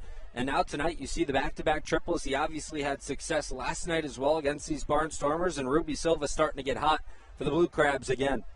And the reason why I say deja vu moment is because bottom of the 4th inning, Matt Hibbert led off that inning. He got out, and then Silva had the triple. Rosa had a single into left field. So if Rosa does the same thing, I'm going to be a little freaked out. And then if Harris hits another 750-foot bomb, I might just have to leave the stadium, for crying out loud. 1 ball and no strikes to Rosa. Check swing. Didn't want to go all the way after he saw that fastball getting ever closer to his eyeballs. Like I said, David Harris is waiting in the on-deck circle. Rosa's 1 for 2 tonight. This would be a huge strikeout for Teller. Still shocked that even after that Silva triple that they didn't bring him out. Well, he got the first out in Hibbert, and, I think Ross Peoples is just trying to get 5 out of his starter, so, they don't have to go to the bullpen too early here. Andrew mentioned on the pregame show the bullpen's a little thinner than normal. Called strike 3 on the slider. Man, I think that's been his best pitch tonight, is that curveball. It's been that curveball, no doubt about it. And, he's locating the pitch, which is obviously important. And you could really make the argument for Teller here. This has been a really, really good start. I mean, the 3 earned runs coming in the 1 inning. But, if he can get out of this little jam here, the home run to David Harris, the RBI single to Jovan Rosa, that's it. And outside of that, he's been able to command that off-speed stuff and really work the zone to his advantage. 2 of the 3 RBIs for Southern Maryland tonight have come from David Harris. A big 2-run blast in the bottom of the 4th that tied the game at the time. Went over the clubhouse. It was an absolute moonshot. He was going for another one. 1-1. Yeah, we'll have to go see if we can find that ball after the game when we go do the post-game interview. You think, this is going to be a terrible take, but do you think that it might have crossed the road? Because the road's kind of close to the clubhouse. There is a fence, though, outside 2-1. I didn't see exactly where it came down. When it came off the bat, I assumed it was going to end up kind of in between, where the wall is and where the entrances to the locker rooms are. It was definitely a no-doubter. Yeah. Oh, that's for sure. Off the bat, no doubt about it. High off-speed pitch. And you would think after hitting a really far home run like that you would be swinging at a really slow-moving curveball high in the zone. Showing off the patience here in the middle innings. Runs the count full on that swing and a miss. Waiting in the on-deck circle is Zach Collier. Definitely would be a better matchup talking about the righty-lefty case which makes me think that maybe the Barnstormers got a lefty down in the pin. Line drive left field. It's going to get down directly into the mini monster. Harris will try for two. A little bobble by Torrenson left will make it an easy double for Harris. His third RBI brings the Blue Crabs within one as Silva scores from third. Yeah, and I was going to critique David Harris's approach there because he was swinging so hard in a two-out runners in scoring position situation, but hey, it ends up working out with a line drive down the left field line. I was thinking the same thing. 3 balls and 2 strikes. You know what?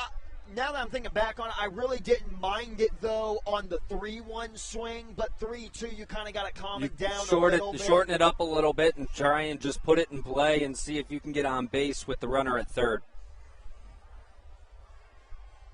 Here comes out the manager and Ross Peoples. Will we now see a move to the pen?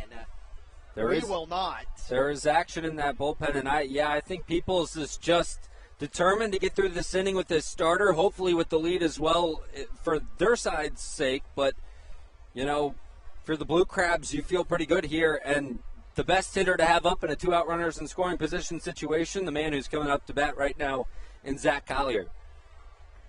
For the most part, Brendan, I don't think that Teller has really done that bad. Somebody's going to look at the box score and say he gets through this inning. Somebody will look at the box score and see that he's given up 4 runs in 5 innings, and obviously that's not a good outing, period. First pitch out of the meeting is going to be fouled back in the backstop net 0-1 to the Blue Crabs center fielder and Zach Collier. But overall, there's a lot to like about Teller. The curveball has a lot of nice movement. And in the early going, the first 3 innings, the Blue Crabs didn't have a hit. So, and this is a guy that he has been coming out of the bullpen for the Barnstormers for most of this season. Yeah, so, to add to your point, too, if he can just get out of this inning with a lead, that's the most important thing for him and the Barnstormers right now. Just get out of the inning with a lead. Minimal damage done in the bottom of the 5th if you only give up the 1 run, and you feel pretty good about where you are, especially because of the fact that he's been in the pen all season long. Just to keep your ball club in the game, just coming out of college, finished at Rutgers in the spring. Inside 1-2. Tonight, for the always reliable Zach Collier, 0 for 1 with a walk, has not scored yet. Leads the team in average at .329, but with the way that Ruby Silva has been swinging the stick, that's not going to last long. It looks like maybe. Ruby Silva is now at .328 after his 2 triples tonight. But I'm excited that we're seeing finally this side of Ruby Silva. We haven't seen that, like you mentioned, that .409 average player of the month in August. Yeah, and it was kind of a slow build, too. You think about the Long Island series. It started with finding the hole on the right side of the infield, taking it back up the middle, till all of a sudden last night we're seeing gap-to-gap power. Ruby Silva going the other way to the left center field gap and taking it all the way to the wall, and different, approaches from him. Fastball blew it right by him. That'll put an end to the Blue Crabs' threat. They do get 1, though. They make the deficit 1. On to the 6th inning.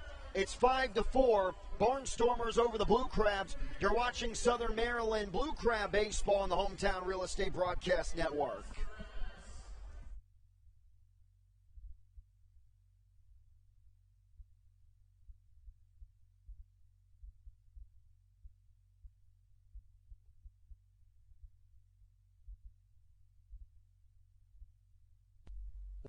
Weiss Markets is a proud sponsor of the Southern Maryland Blue Crabs and has been since their inaugural season in 2008. Weiss Markets also presents one of the Blue Crabs' best and most famous promotions every single year. Kids can get in free to every single Blue Crabs game of every single year simply by wearing a jersey thanks to Weiss Markets. Weiss Markets can help you with all of your game day needs for a great price. Stop in at your local Weiss today. Eat better, spend less. That's wise. Weiss Markets is a proud sponsor of the Southern Maryland Blue Crabs. When you need a win on the road, don't get left stranded. Make AAA part of your roster, and you'll always have someone on deck ready to get you home. AAA also offers car care, insurance, and travel services, and has stores conveniently located for Blue Crabs fans in Brandywine, Crofton, and Alexandria. Don't forget to ask them about membership discounts from military. This is Matt Latos, and you're listening to the Hometown Real Estate Broadcast Network. New pitcher on the bump to begin the sixth inning for the Southern Maryland Blue Crabs. It's going to be the newly acquired righty and Dylan Brammer. So far, Brammer has just had one outing. It came a couple of days ago against Long Island on the 16th of September. He went 2 innings, allowed 2 runs, but it was a 2-run home run that gave him those runs given up. For the most part, Andrew, I liked what I saw from Brammer's first outing, though. Oh, he was awesome. He went 5 up, 5 down, and then let up a hit and a home run. Really quick note from our clubhouse manager, Dave Martin. Brendan, if you can point the camera over towards the clubhouse region, Dave just messaged me, and as you can see, you've got the mini monster, and then behind that, there's the clubhouse, which is that red tent, or the red canopied roof.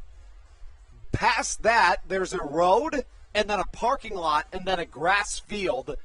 Our clubhouse manager just texted me and said that ball landed in the grass field at least 500 feet away. So it went over the road. It went not the road that you're thinking of, but just the road in between the clubhouse and the parking lot. Well, that was the David Harris. Well, so real quick, when Brendan and I were talking about the Harris home run last inning, we were joking about the ball possibly going over the road that I'm talking, the yes. main road, and that would have been unbelievable. The first guy that Brammer is going to face is Kelly Dugan. First pitch swinging, a towering pop-up that goes into the glove of the third baseman, Jordan Howard. 1 pitch, 1 out for Brammer.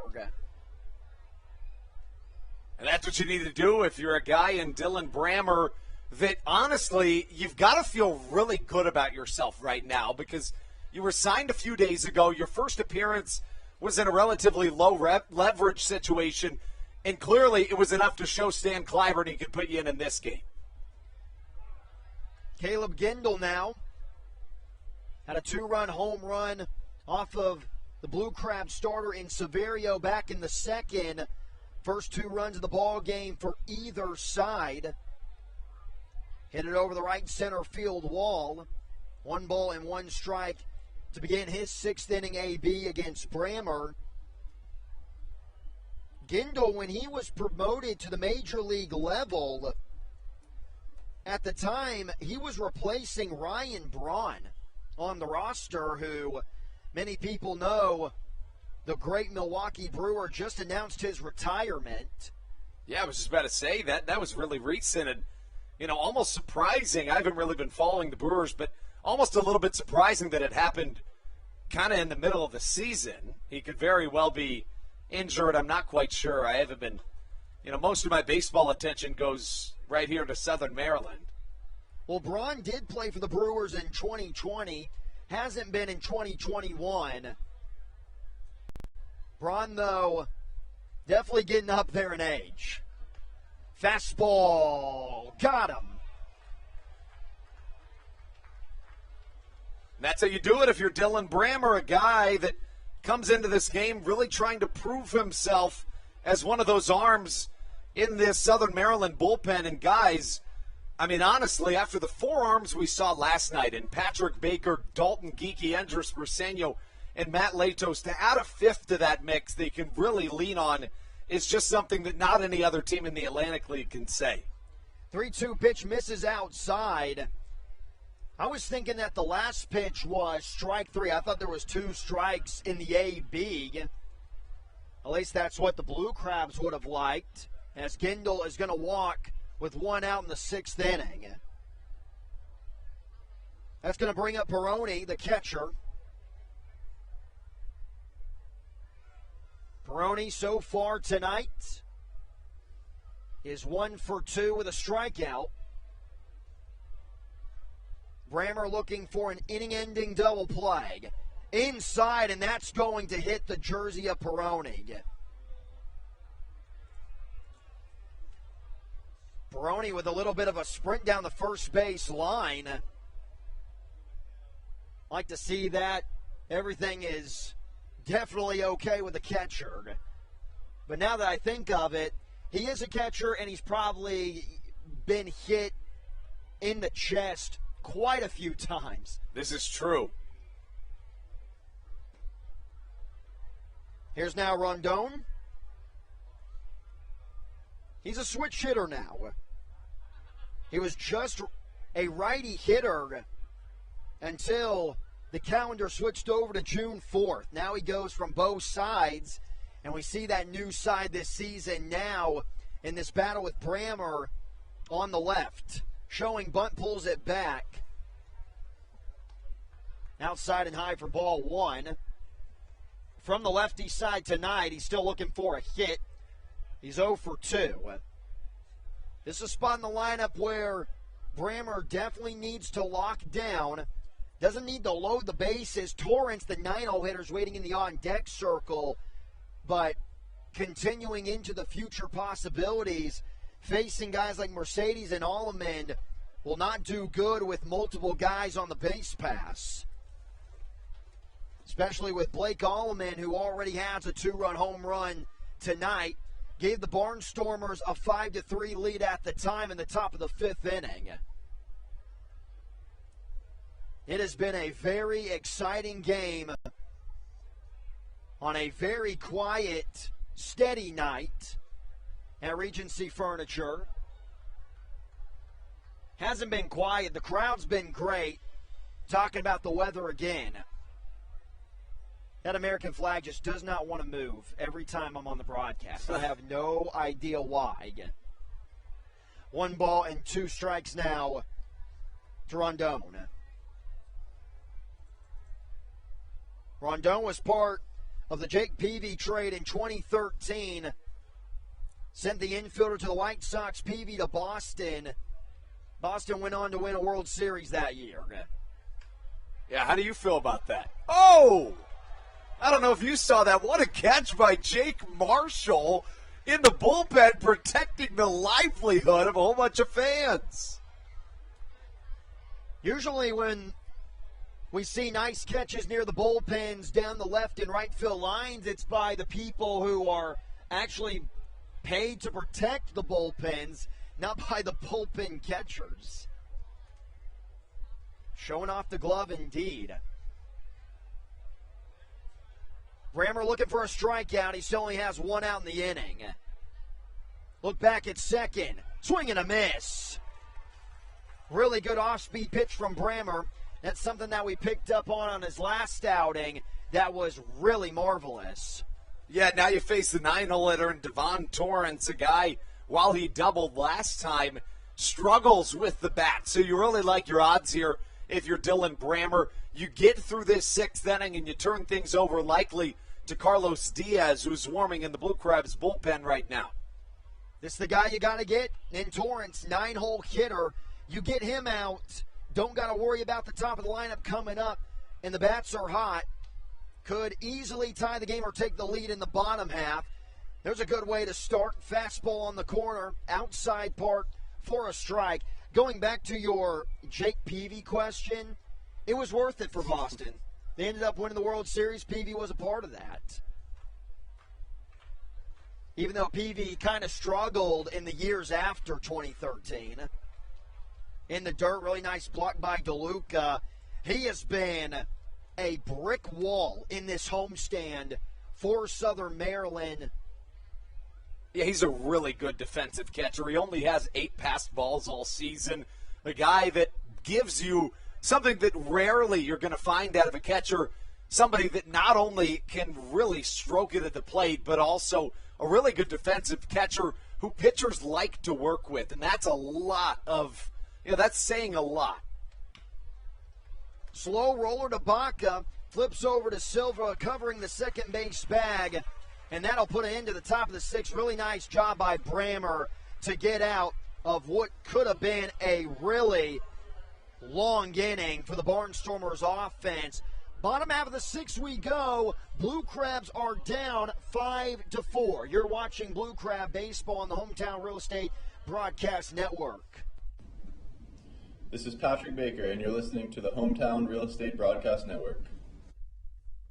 Hey Blue Crabs fans, make sure to visit the All-American Steakhouse and Sports Theater at 35 St. Patrick's Drive, right here in Waldorf, for some great food with great friends. Their steaks are fresh, hand-cut, in-house daily, as well as many other fresh seafood, chicken, and beef options. They offer outdoor and indoor dining, available each and every day, along with the same great menu to go if you would like. Please visit them online at www.theallamericansteakhouse.com. That's www.theallamericansteakhouse.com. You can also visit them on Facebook or Instagram. They have daily specials that you just can't pass up. Thank you, Blue Crabs fans. When you need a win on the road, don't get left stranded. Make AAA part of your roster, and you'll always have someone on deck ready to get you home. AAA also offers car care, insurance, and travel services, and has stores conveniently located for Blue Crabs fans in Brandywine, Crofton, and Alexandria. Don't forget to ask them about membership discounts for military and first responders. Please visit AAA.com to learn more or to find a AAA location near you.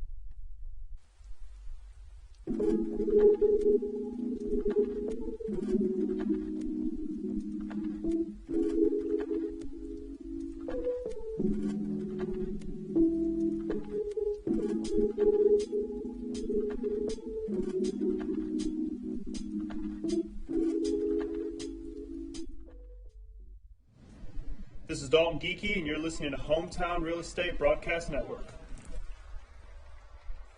Josh McAdams is leading off the bottom of the sixth for the Blue Crabs. Finally, a new guy out on the bump for the Barnstormers. It's going to be the sidewinder and Garrett Granite. This season for Lancaster, a 2-3 record, 4.35 ERA. Going to be a lot slower in velocity than the starter and Teller. Yeah, and he's got that sidearm, as you mentioned, that almost like he comes underneath the ball with his hand when he throws it. When you look at his delivery, we'll get another look at it here, but watching him in warm-ups, he's got an interesting delivery, and that's tough on the hitters. You've got to make that quick adjustment to a guy with a tough arm slot to pick up the baseball from. First pitch from the sidearmer is placed right down the middle for strike one. Granite, looking at the fastball, it's probably coming in there about mid to low 80s. In Brent Teller, the fastball was getting up there as high as the mid-90s. Talking about that difference in velocity, a slow-moving slider. Big swing and a miss by McAdams. It's 0-2. Yeah, and you mentioned that slider. That thing came in really slow and had that late break to it. That was one of the nastier pitches I think we've seen tonight, and we saw a guy in Teller who had a pretty nasty breaking ball himself. Yes, he did. You know what that swing and a miss reminded me of from McAdams? I'll get to it after this next offering from Granite. It's a curveball, now 1-2. What it reminded me of was, you ever seen Rookie of the Year? You ever seen that movie? About the kid who ends up breaking his arm, can throw 98, ends up playing for the Cubs. You know what I'm saying. Yep. Well, in that movie, towards the end, spoiler alert, hopefully you've already seen it because it's a movie from the late 90s, I believe. But at the end of the movie, he throws it underhand to the big slugger from the New York Mets, and he's got his tongue out and everything, and he just whiffs trying to hit the ball about 500 feet. And as McAdams strikes out, that was kind of a similar look to the movie. That's what it reminded me of. And he's utilizing that slider well. I think he went to the slider 3 separate times in that at-bat, and why not when you have a big hitter like Josh McAdams up at the plate? He's looking to do some damage. One swing can obviously tie it up, and he's the leader in home runs on this Blue Crabs roster. And so he just says, I'm going to come at you with some off-speed stuff, and you're going to have to sit back on it if you want to drive it out of here. Granite's in his last 2 outings put up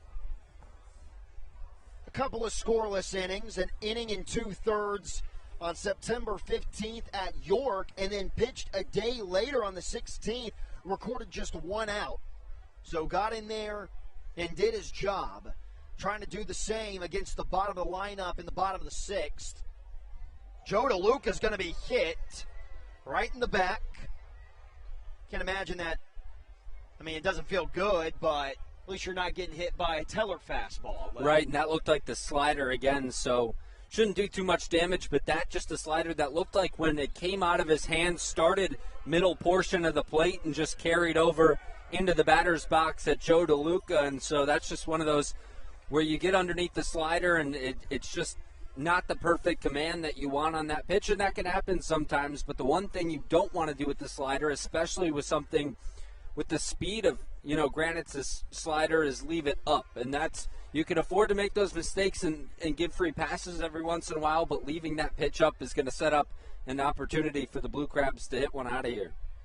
That's the first time that Joe DeLuca has made it on base tonight, giving way to the third baseman, Jordan Howard.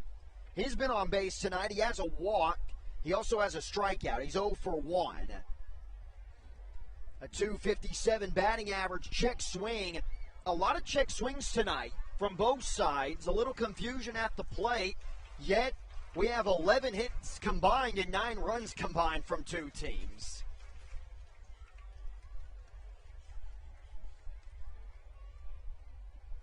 The 1-1. Michael Baca waiting in the on-deck circle. And in the Atlantic League, now we've gotten to watch a number of games here in the Atlantic League, and the amount of offense that we've seen. Does this almost feel like a pitcher's duel in the Atlantic League because of the amount of offense we've seen?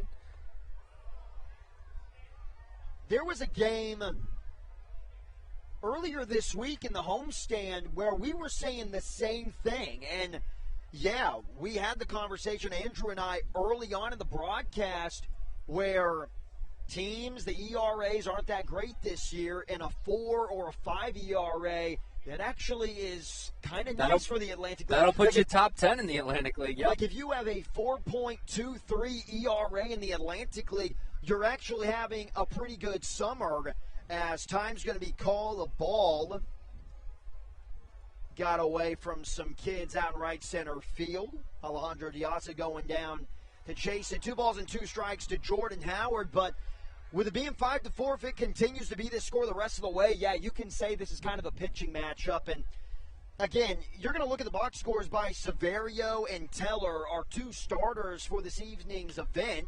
As Jordan Howard, a little soft ground ball to the second baseman, just in time, got him by a step. Jordan Howard's got to be careful, though. He's getting into the face of the first base umpire.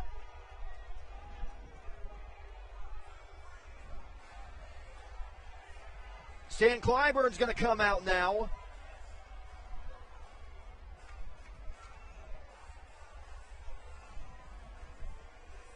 How did Jordan Howard not get thrown out of the game? Wow. Well, credit to Joe Walsh there, getting in the middle of things quickly before anything, happened. But, we'll have to see. That's one of those things here in this Atlantic League, though. Instant replay has obviously been implemented in Major League Baseball for a while, but you don't have that here in the Atlantic League. So all Stan Clyburn can do is go down to first base, get an explanation, and that's really the only thing that's going to happen unless the umpires decide to talk things over again and somebody else had a different angle. But, Jordan Howard's probably not going to get the answer he wants here out of this situation. First of all, what a great play by Melvin Mercedes. You would think on that slow moving of a ground ball and the speed from Howard that it would be an easy infield single, and Mercedes was playing in double play depth, showing off the range. As now we're going to get some boos from the Blue Crab faithful.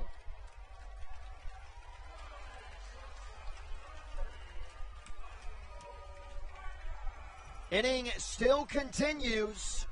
A runner is in scoring position because of the ground ball from Howard.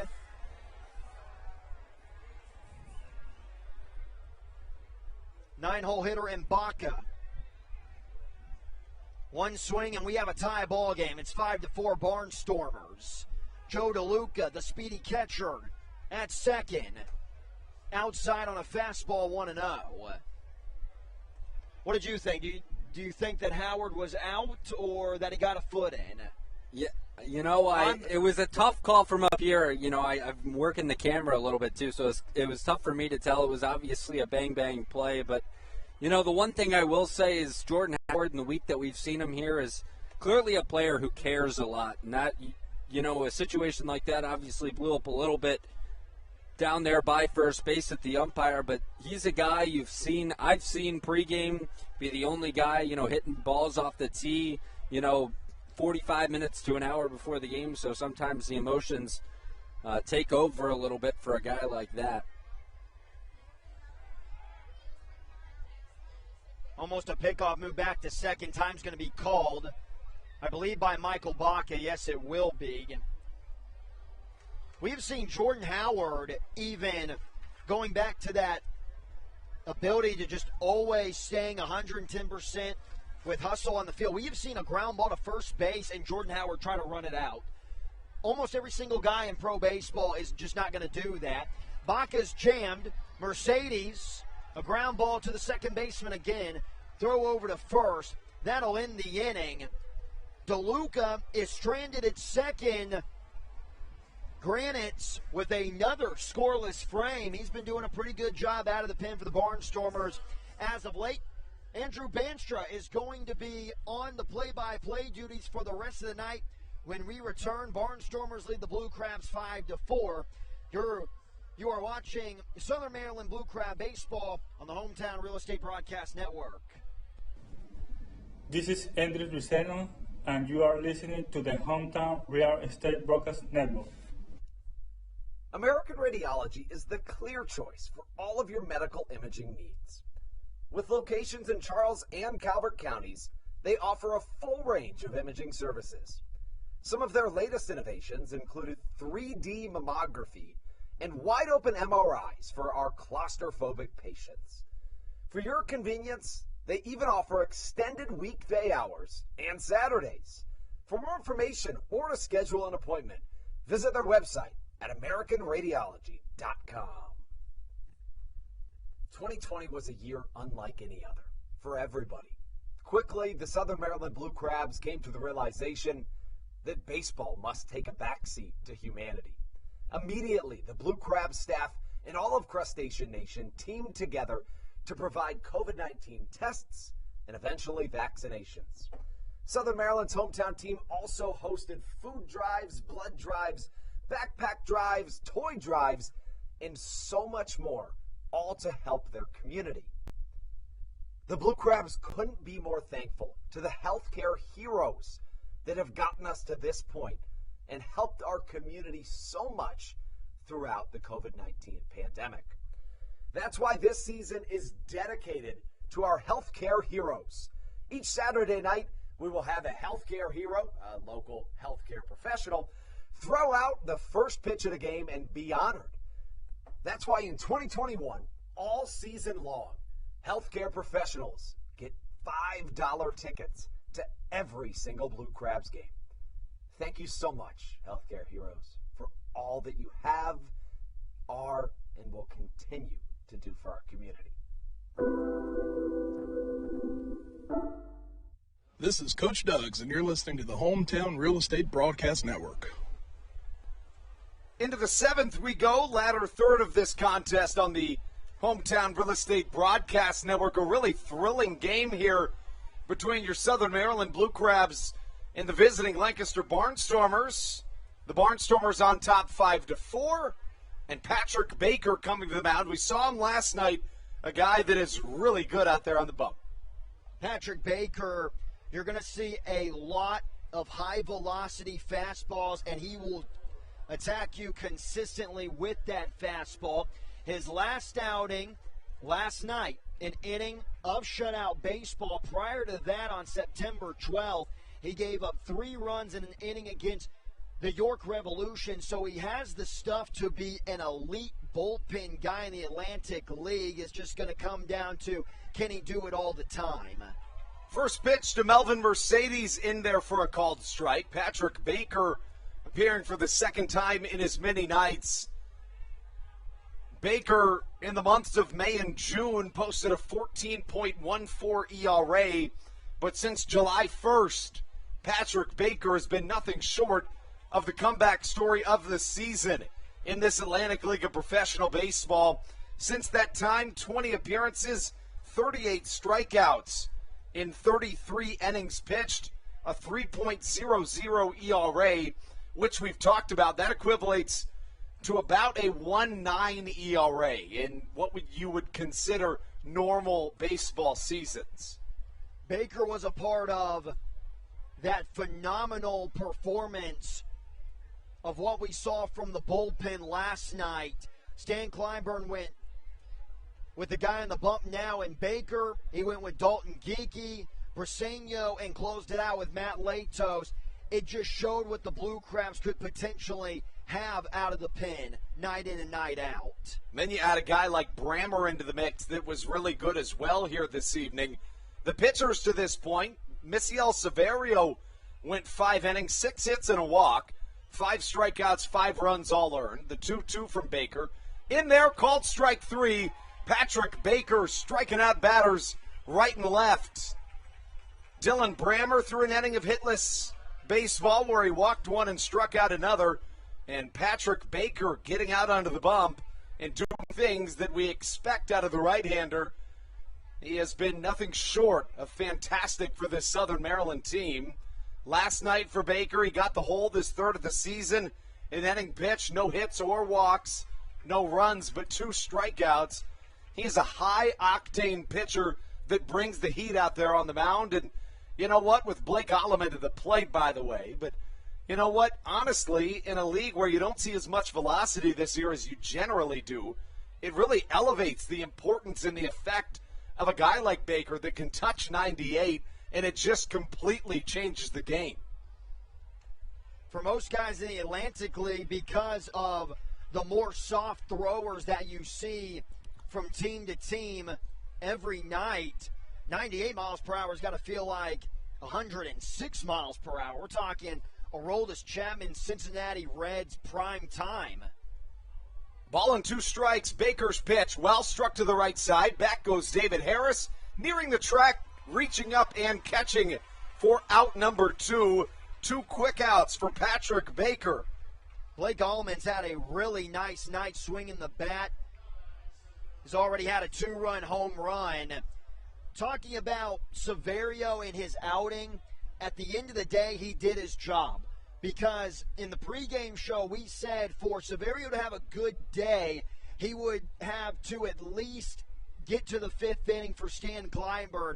And I know he gave up 5 runs, but for this offense, that is keeping him in the ball game because the offense for the Blue Crabs is so great.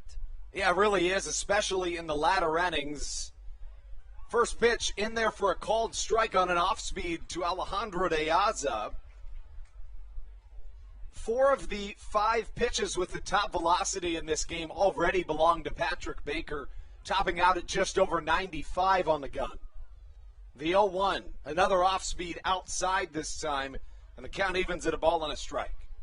Now, if I'm Alejandro De Aza, and I've seen back-to-back off-speed pitches from a guy who loves to go to his fastball and an even count, I am sitting on a 95-mile-per-hour heater right down the middle 100% of the time. To this point in the game, 4 fastballs for Baker, 3 curveballs, 3 sliders, but you mentioned it, generally a lot of fastballs, and you were just spot on. It was a fastball, little inside, golfing it over the Legends Club is De Aza, the count 1-2. Guys who love to go to that fastball, when you see him throw back-to-back off-speed pitches, there's just a really rare shot that they're going to throw that 3 times in a row. The only chance that you will get it 3 times in a row is if they start the AB at 0-2. Well struck to the left side. Back goes Matt Hibbert. This ball's got a chance.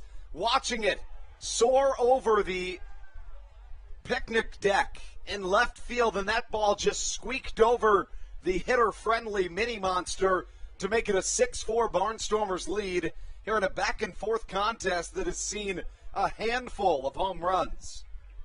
Hitter-friendly is what the reg is. We have seen now 4 home runs in the ball game tonight. That has been the brunt of the Barnstormers offense. They've had 3 of the 4 bombs in the contest this evening. And Alejandro Diaz, when a guy's throwing as hard as Baker, you let that hard fastball do all the work on how far the ball's going to go.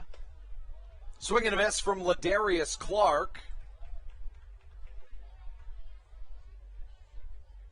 Another triple earlier in this game for Southern Maryland gives them 7 in their last 5 games.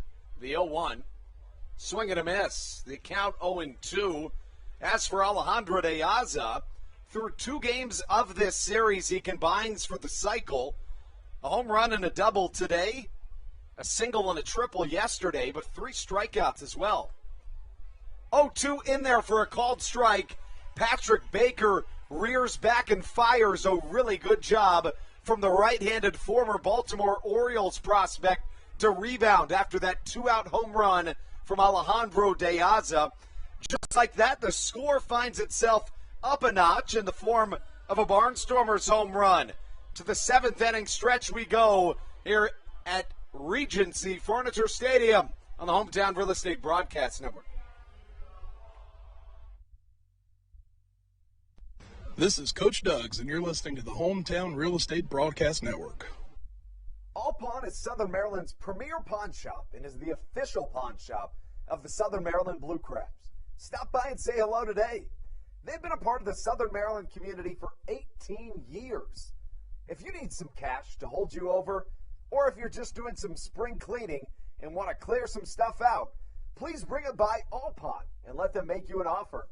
If you have broken jewelry or some that you just don't want anymore, please bring it by, and they'll pay you more than anyone in the Tri-County area.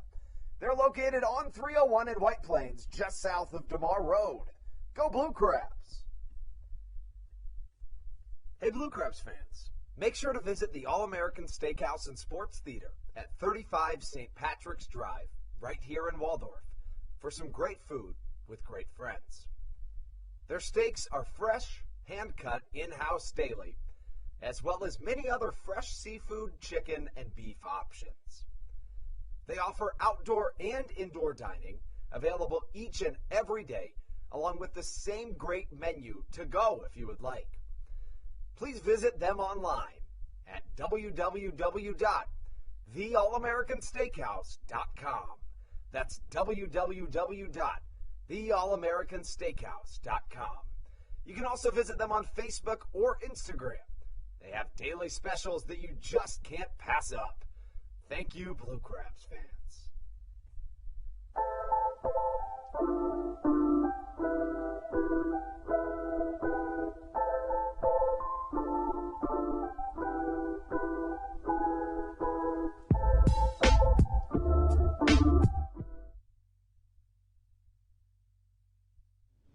This is Matt Latos, and you're listening to the Hometown Real Estate Broadcast Network.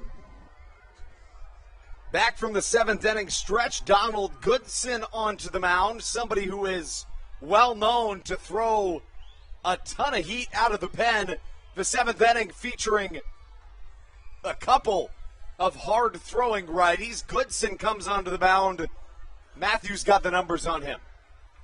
Goodson this season, 2-3 with a 5.72 ERA. 44 strikeouts in 45 and a 2/3 innings pitch. That's because of the velocity. The walks, though, 39 in the 45 and a 2/3 innings pitch. Got to be very patient with them. If anybody's patient at the plate, it is Matt Hibbert, who swings and misses. The count 1-1. Again, really good velocity for the right-hander. Donald Goodson wears number 5 on the back of his jersey. and prepares for the 1-1 delivery. Fastball high and away. Pitch misses, and the count now 2-1.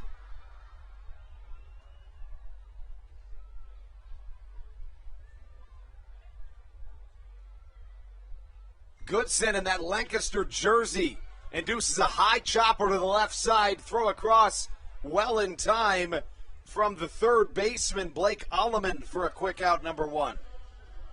What you usually see from hard throwers like Goodson is you'll have a lot of strikeouts, but you'll have a lot of walks. And that's when you get your unicorn pitchers out there, like maybe, top of the head, if we go by major league pitchers, Garrett Cole and Jacob deGrom, those guys are able to throw hard and still spot their location. But it's very hard to do, and Goodson is kind of a product of showing that because of the high strikeout numbers and the high walk numbers.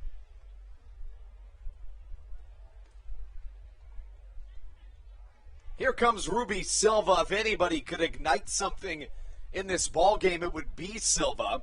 The starter in this game for the Lancaster Barnstormers, Brent Teller, was perfect through his first 10 batters before he allowed the triple to Ruby Silva. He's hit 2 of them today. This could drop for extra bases. It lands off the Catholic Charity sign in left field. The throw into second, not quite in time. And Ruby Silva in his last 3 at-bats with 2 triples and a double. That's the Ruby Silva I've been trying to tell you guys about. I've almost sounded crazy at times because he's been in a rut, but he's clearly found himself some success here in this series. Well, he hasn't been in a rut. He just hasn't been acting like normal Ruby Silva. During his quote-unquote rut, he was batting .279, which last time I checked is a pretty good batting average to have in the game of baseball. And now it is a dangerous time. It's looking like Silva is starting to get back to Player of the Month of August. Ruby Silva, dangerous time to be a pitcher facing the Blue Crabs, especially here at Regency Furniture Stadium. In his last 6 plate appearances, Ruby Silva, 2 walks, 2 triples, and 2 doubles, dating back to last night. Also 1 ground out that was earlier in this game, and we get a pinch hitter right here in the form of Tucker Nathans. First pitch hit well to the right side, but should be playable and right for Clark. Clark comes under. He catches. Silva goes on the throw, a good one, but in time to get to third base, advancing to just 90 feet away here with 2 away in the 7th inning of action.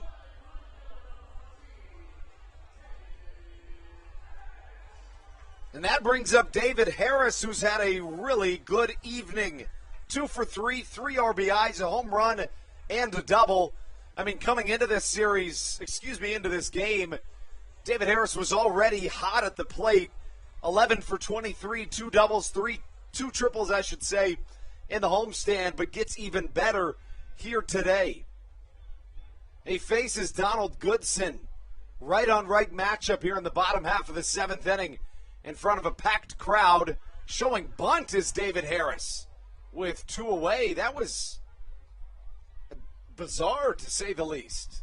I don't quite get that with 2 away. I don't either. He already has a home run tonight and a double. I wonder if he forgot how many outs there were in the inning, but still, if there was only 1 or 0 outs, David Harris has to be swinging the bat right now. The 0-1, a swing and a miss, and now down in the count 0-2.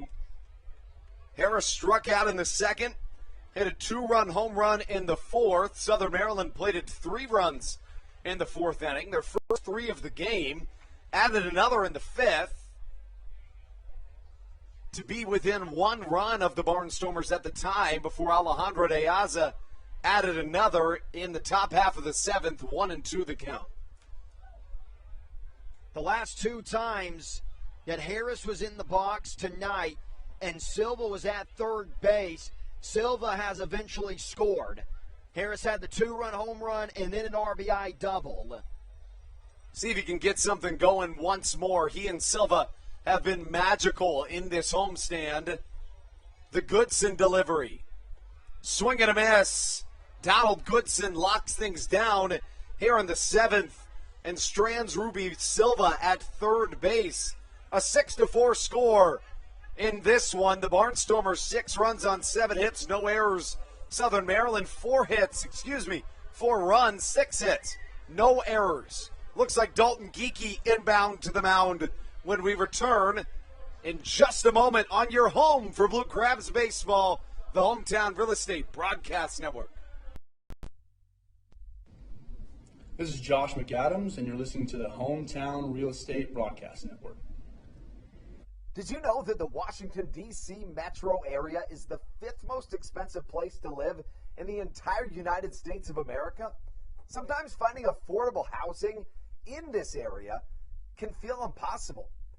If you're struggling to find affordable housing, look no further than the Villages of St. Charles by Ross Properties. You can visit them online at villagesatstcharles.com for more information today. Villages of St. Charles. They'll have you safe at home. There's nothing quite like when the Blue Crabs retire the side. At Wealth Management Partners, they're on your side for your retirement planning needs. It's never too early to start planning your retirement. Talk to the experienced financial advisors of Wealth Management Partners located right here in Waldorf. Call them today at 301-885-0955. Again, Wealth Management Partners. Call them today at 301-885-0955.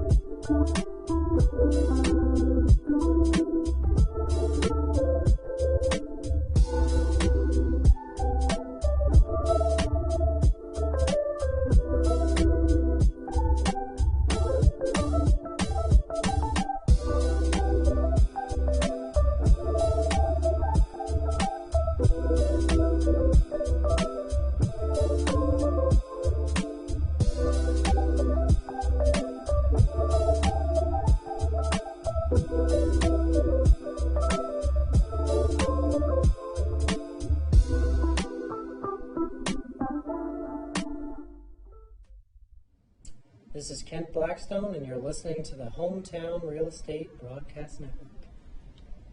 Here in front of a packed crowd at Regency Furniture Stadium, they couldn't have asked for much better of a game to this point. Probably the only complaint they would have would be the Barnstormers' lead as we take you into the top half of the 8th. The new arm to the mound, Dalton Geeky, takes the hill.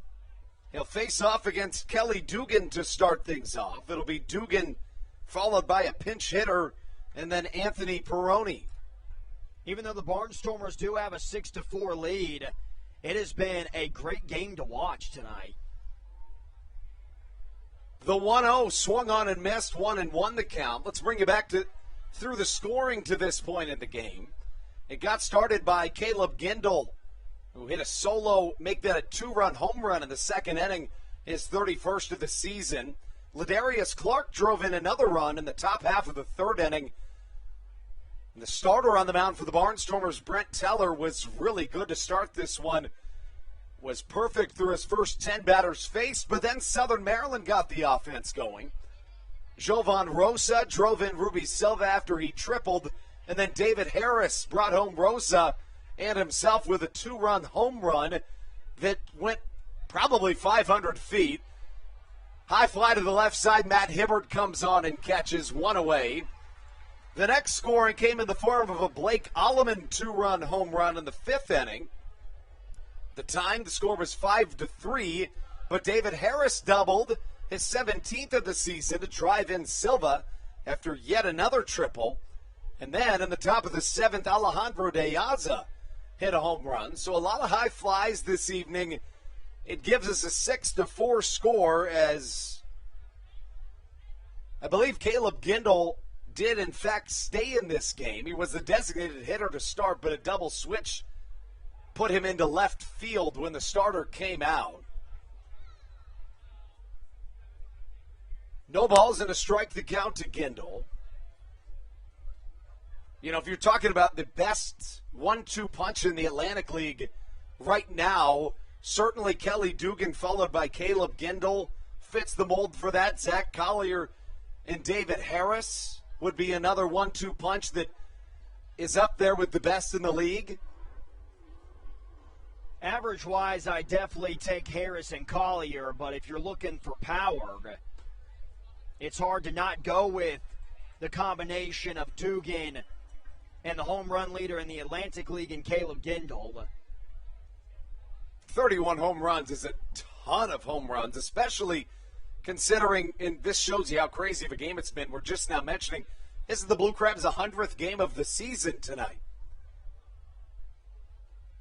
31 home runs in, for the Barnstormers, just around 100 games is remarkable.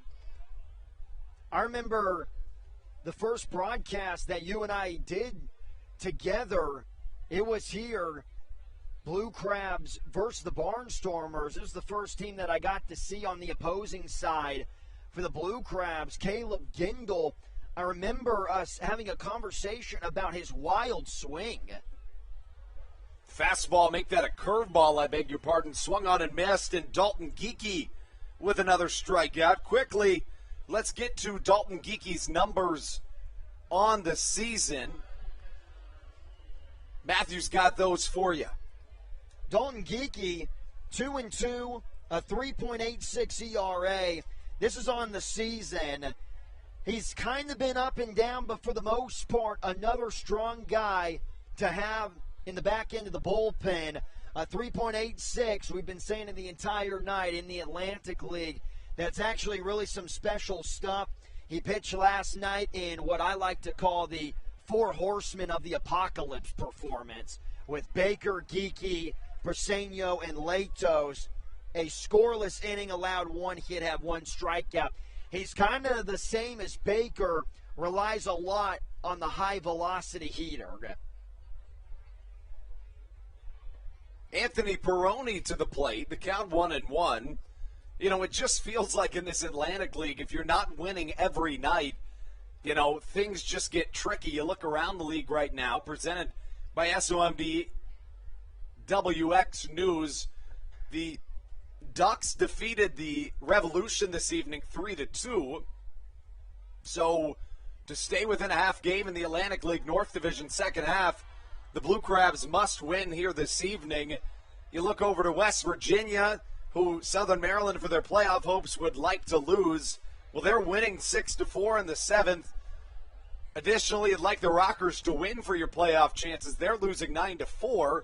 And then, of course, 6-4 Barnstormers here. So for as good as the Blue Crabs have been, and coming into this homestand, you would have imagined that although you would have loved to see 7-3 or 6-4 would have been acceptable, 5-5 you would have imagined would have been okay with how really even this Atlantic League has been in this second half. But it almost feels like if Southern Maryland wasn't 6-2 to this point in the homestand, they'd be in trouble. That's why you just have to take it day by day in the month of September and going into October, because if you get caught watching the standings every night and seeing these other teams get really hot like yourself. I thought that was going to be a souvenir for you. Yeah, I thought it was coming right back to me as well. That's why I stopped talking. But if you get caught watching the standings every night, you're going to be thinking, it's going to put more pressure on yourself and make the winning streaks feel a lot harder than they are. I'm not saying that the winning streaks aren't hard, but to go 6-2, it's something that the Blue Crabs definitely can do. Ooh, cutter misses just outside. That looked awfully good. Geekie certainly thought so, but he'll retake the mound. Still nobody on. 2 away to the opposing catcher, Anthony Peroni. If you're wondering where is Anderson De La Rosa, that would be a fair question. the very long-time backstop for the Barnstormers, is still on the team. He just is not on this current road trip. Interestingly, De La Rosa was the catcher that allowed Tony Thomas to steal first base for the first time in professional baseball history back on July 13th, 2019. Those cleats now in the Hall of Fame. 3 balls, 2 strikes the count. Fastball low and away, and it gets to the Roy Rogers backstop batting. A 6-pitch walk extends this inning with Cleo Luis Rondon coming to the plate. Geeky was trying to do a little too much with that fastball. I think the frustration of not getting that last strike on the slider got to him on that last offering.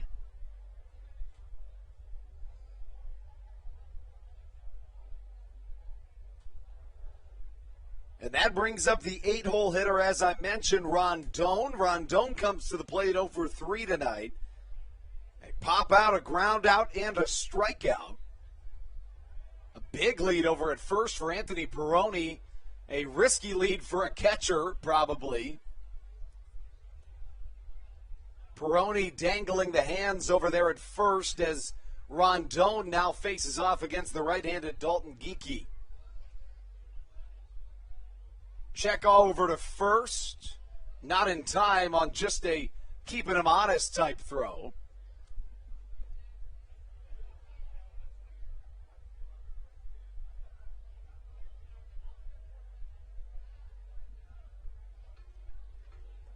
Ron Lord's cowbell ringing here in front of a packed crowd on a Saturday night, the last fireworks show of the season. First pitch to Rondon incoming. A curveball upstairs. It catches strike number 1. Very surprising to see that by Geeky. After the walk, you think that he would make it a priority to get really back into the strike zone, go with his most comfortable pitch, which is definitely the 4-seam fastball. Shows a lot of poise in the righty. No balls and a strike the count. Rondon, the shortstop this evening, certainly in the lineup for his glove, not as much as bat as that ball hits him in the ribs, and Geeky immediately into a crouch out there on the mound. That just could not have felt good. And there's nothing that he could have done to get out of the way. He thought this fastball was going to be a lot closer to the plate. And right when he turned on his swing, right into, like you said, the rib cage. Man, that is... Not to mention that Geeky is throwing it at 92, 93 miles per hour on average.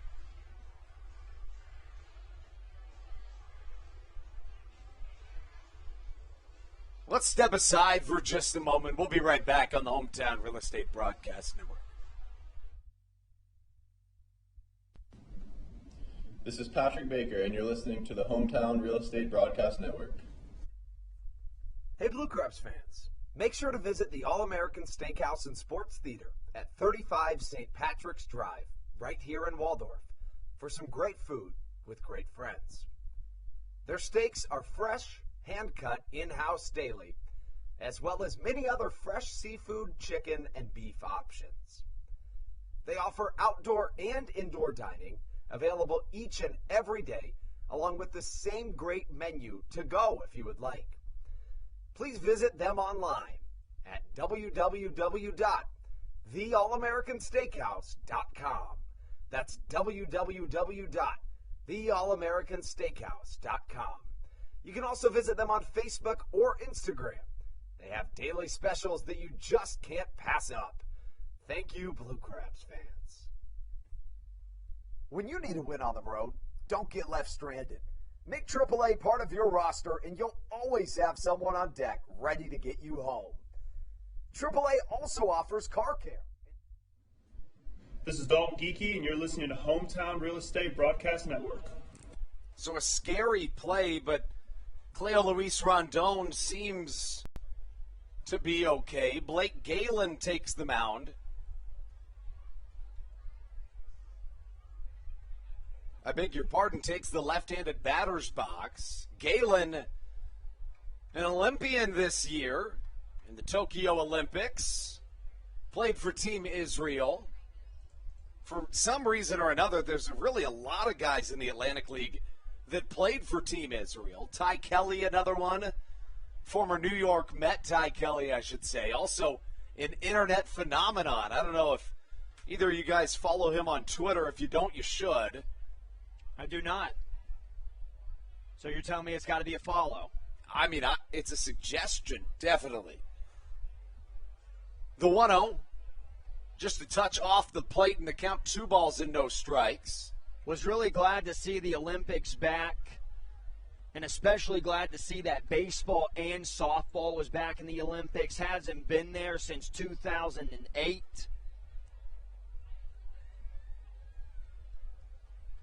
Two balls, no strikes. Fastball in there for a strike. And I also cannot wait until the World Baseball Classic returns. The last one that they had in 2017 with USA winning it all was so much fun to watch. So many memorable moments. 2-1 to Galen. Just a touch outside. And the count, 3 balls and a strike. And after 2 really quick outs, a walk and a hit by pitch followed. And here in this 9-hole, Blake Galen finds himself in a surprisingly high-leverage situation. 3 balls and a strike to the left-handed hitting Galen, beloved by the Lancaster faithful, a longtime Barnstormer. Fastball off the plate, and the bases are loaded as the lineup flips back to the top. Melvin Mercedes will take the plate after a trio of free passes. Crazy how out of control Geeky has become after getting the first 2 outs pretty easily. It all started, in my mind, with him not getting that strike 3 call to the catcher in Peroni on that slider that was in a great spot. And maybe if we don't have an electronic strike zone, he does get the strikeout. But ever since then, a hit batter and a walk. Fastball outside, misses to Mercedes. The Ducks, with their win tonight, have now won a total of 12 of their last 14. The only 2 losses coming to these Blue Crabs, which, if you're a Blue Crabs fan, you know, that's not what you want to hear, and that second half lead is increasing for the Ducks, but at the same time, it really shows you just how high caliber of a club this Blue Crabs team is to get the only 2 wins, and for that matter, in consecutive order in this Long Island hot streak. And what the Blue Crabs have to tell themselves is if they end up coming back in this one, winning tomorrow, going 8-2 on the homestand, they can't tell themselves that they have to play better baseball. 2-0. Check swing. No appeal. In fact, there is one, but they say he didn't go around. And the count, 3 balls, no strikes. And why I say that is if you're telling yourself to play better baseball than 8-2, that's just too much pressure to put on yourself. You just got to give credit where credit is due. There's a reason why the Long Island Ducks have the best record in the North Division. Fastball in there for a strike. Long Island 14-6 in their last 20, but Southern Maryland, the next best record over their last 20 at 12-8, and that just shows you how tight this Atlantic League has been. A hitter's count, 3-1. Fastball swung on and missed from Mercedes, and slowly etching his way back into this at-bat is Dalton Geeky. Mercedes was nowhere close to that fastball. I think if he holds up, he might have had ball 4.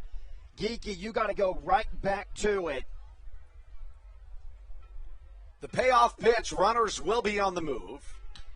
Line drive up the middle, in comes Zach Collier, he catches!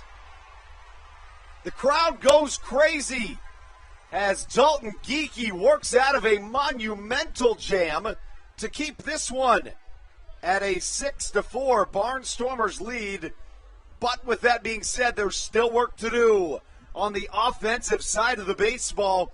We'll have that for you when we return.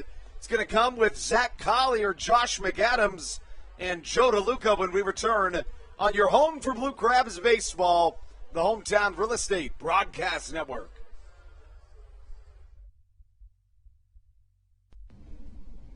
This is Daryl Thompson, and you're listening to the Hometown Real Estate Broadcast Network. Chick-fil-A of Charles County has been a proud supporter of the Southern Maryland Blue Crabs since their inception in 2008. For years, they have sponsored the Southern Maryland Blue Crabs, America's prisoners of war and missing in action. In between the second inning of each game, there is a moment of silence brought to you by Chick-fil-A. The Southern Maryland Blue Crabs appreciate and respect not only Chick-fil-A, but all of those that have served our great country. The seat that they sponsor was made possible by Chick-fil-A of Charles County. Thank you so much, and visit any of your Charles County Chick-fil-A locations today.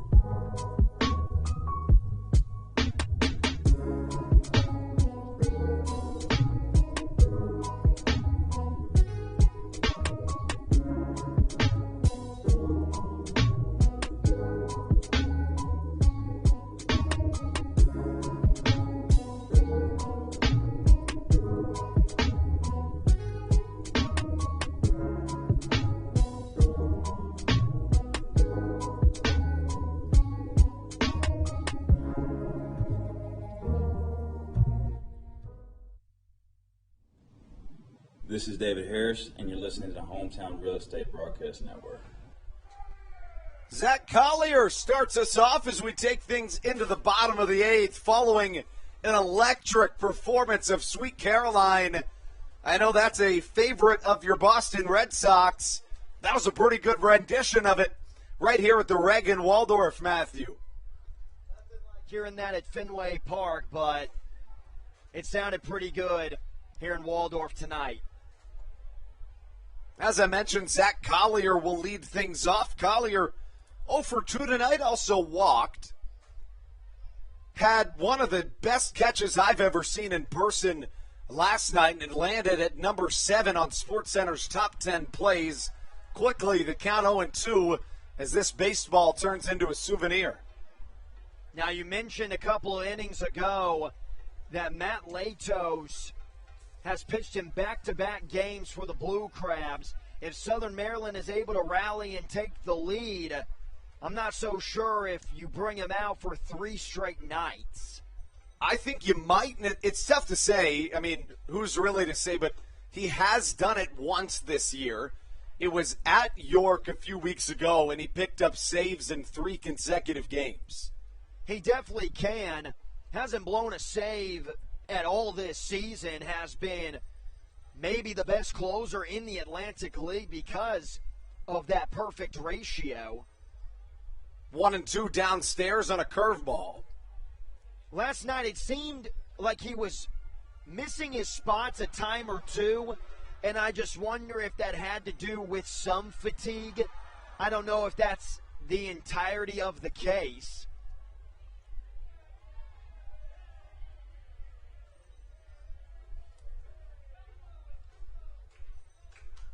Collier gets a piece of one, but sends it into the crowd once more. The count remains 2-2. Now, Zach lost his hitting streak last night, which was at 7 games. His on-base streak, though, over 10 games as we stand. Longest on-base streak of the season for Collier. 22 games, which spanned from mid-June through early July. 2 balls, 2 strikes. Fastball spoiled back into the Roy Rogers backstop padding. A new arm onto the mound for the Lancaster Barnstormers in a really solid one. An MLB veteran has recently as 2019. This guy on the mound, Ryan Eads, in 2019 made 8 appearances in the majors, allowed just 3 earned runs in 11 1/3 innings pitched. This season has been just as good as the count goes to 3-2. Eads in 7 appearances, 8 innings pitched, just 3 hits, 1 unearned run allowed, 5 walks, a 1 whip. Batters are hitting 111 against him and a 0 ERA. 3-2 on its way. Fastball hit hard to the right side. A bouncer, no problem for Melvin Mercedes, who fires across the infield for out number 1. Eads has been very good, but you know what? Shame on Zach Collier for not picking up a base hit in back-to-back nights. I think he should be released.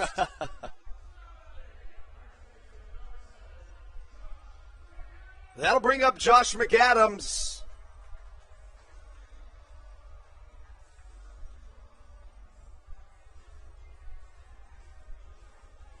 I can't remember who I was telling it to.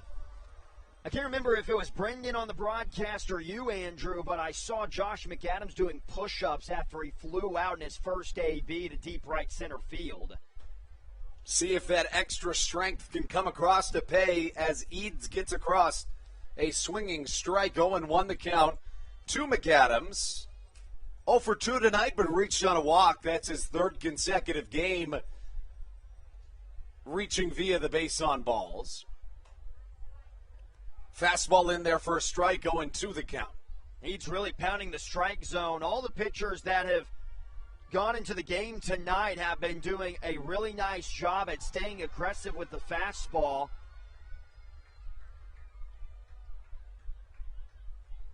McAdams trying to bring some life back into this crowd. He does just that. Hot shot to the right side. It gets through on a high exit velo single that extends this inning here with 1 away, and Joe DeLuca coming to the plate. A great example there of doing what a lot of guys do not do in pro baseball, and that is go the opposite way on a shift. Mercedes, the second baseman, was playing up the middle. McAdams going the opposite way on a perfect pitch to go the opposite way with the fastball on the corner. Again, very nice job by McAdams. As for Ryan Eads, now in 8 1/3 innings pitched this year, just his 4th hit allowed. But there's something about this Southern Maryland team that not only is apt to make big comebacks late in games, but this year they've done phenomenally well against pitchers that have ridiculous stats like Eads does. DeLuca sends a fastball high into the night sky, ranging into shallow left, just into the outfield grass behind third is Clea Luis Rondon, who catches for a 1-pitch out number 2.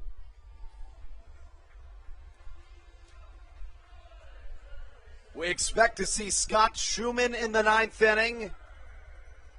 Schumann, Latos, and Jim Fuller. Easily the top 3 closers in the Atlantic League this season.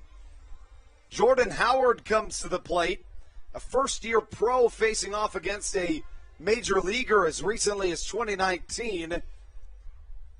See if he can come up with something here in the 8th where his team really needs it.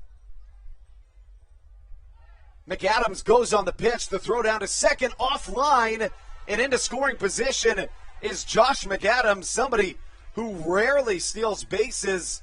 He does so just there and in a massive situation. Very risky on the steal attempt by Josh McAdams. If he gets thrown out at second, then you have 8, 9, and 1 due up in the bottom of the 9th inning. I know Howard and Baca have been swinging pretty good bats, but Howard overall has been a little shaky for the entire summer, and Matt Hibbert is slumping more than anybody else in the offense. 5th stolen base of the year for Josh McAdams. The 1-0 now from Ryan Eads. Runner in scoring position, and Howard gets a piece of it, sends it back into the Roy Rogers backstop padding for the second. Make that the first strike. Also, another risk you take by trying to swipe second base is you are possibly, or definitely, no, I'll go back to possibly, are taking the bat away from Ruby Silva in the bottom of the ninth. 11 of the 14 Eads pitches have been fastball, 79%. A ball and a strike the count. Jordan Howard from the left side. A big swing and a miss. 1-2 goes the count. Jordan Howard definitely has the stroke to tie this ball game up. It's just a matter of staying within himself and not getting too far out of his comfort zone.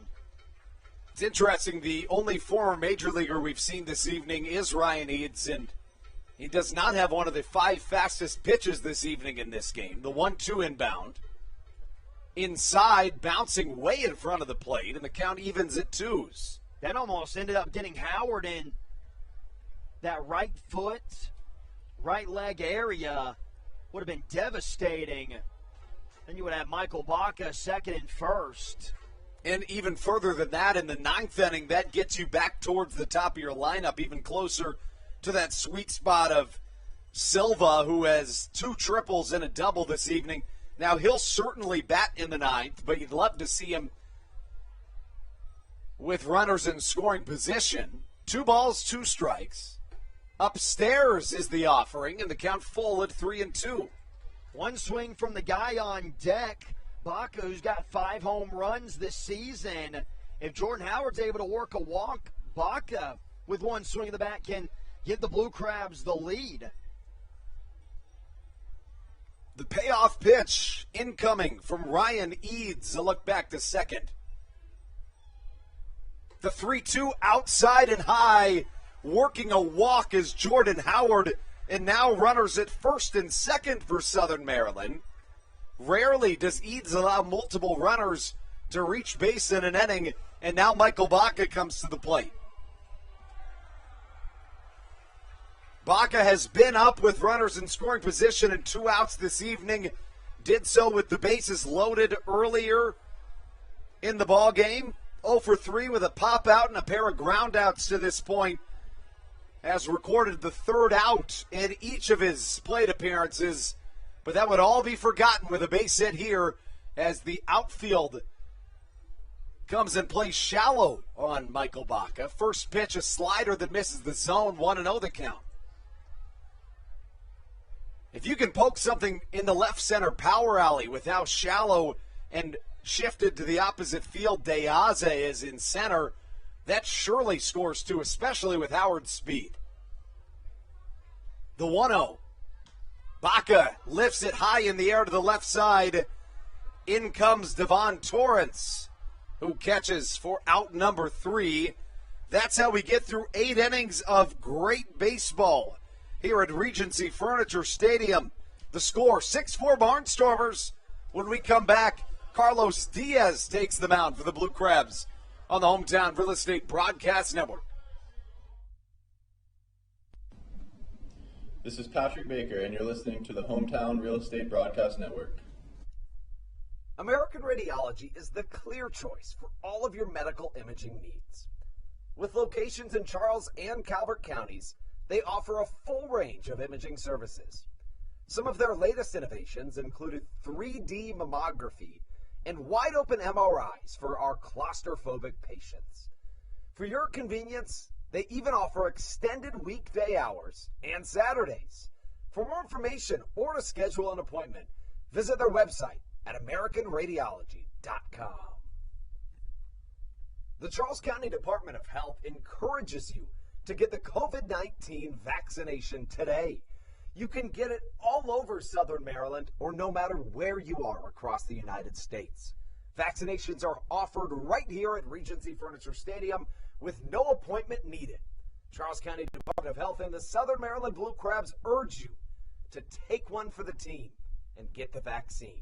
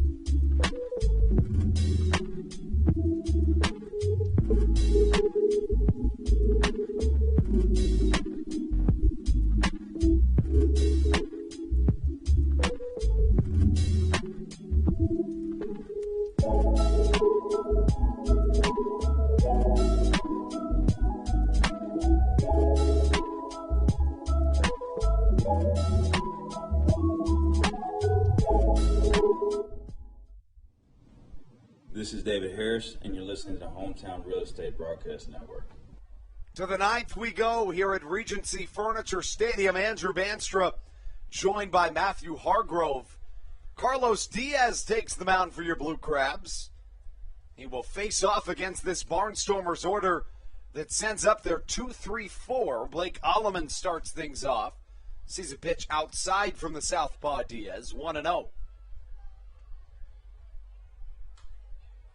1-1 goes the count, and Matthew's got the numbers on Carlos Diaz on the season. 2-0 with a 7.66 ERA. He's had a rough month of September. His last outing a couple of days ago on the 16th against the Long Island Ducks has been his best. A scoreless frame for the big lefty. Alleman sends one well out of this ballpark, but way foul, and the count 1-2. As for Blake Alleman, he did hit a home run earlier in this game. He's been swinging the bat well tonight. Real quick, the strikeout numbers are the most impressive stuff from Diaz. He's got 29 and 24 and a 2/3 innings pitched this season. 1-2 misses outside. The count 2-2.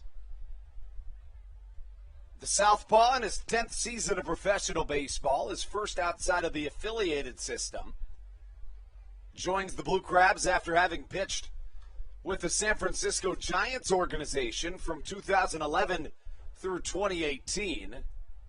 In his final 2 seasons with the Giants, reaching as high as the AA level, he posted a 2.59 ERA in over 110 innings of relief. 2-2.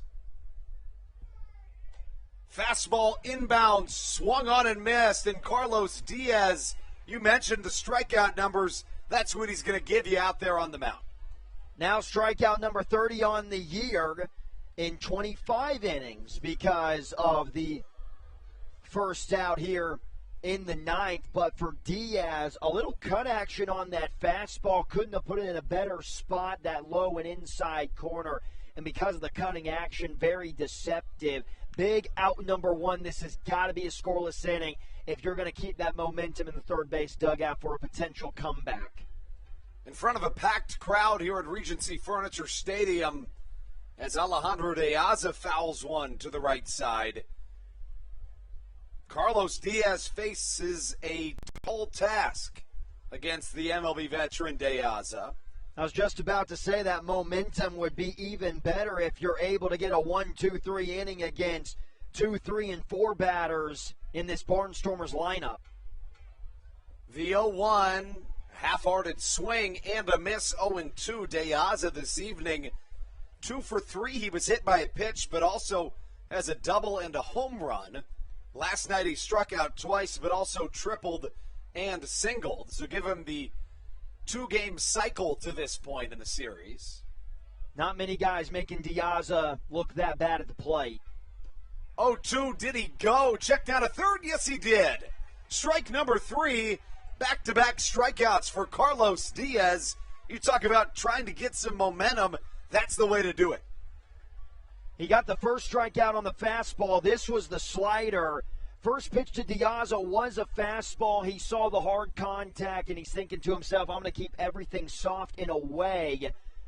Two really bad swings by a guy who has been lighting up the league this summer.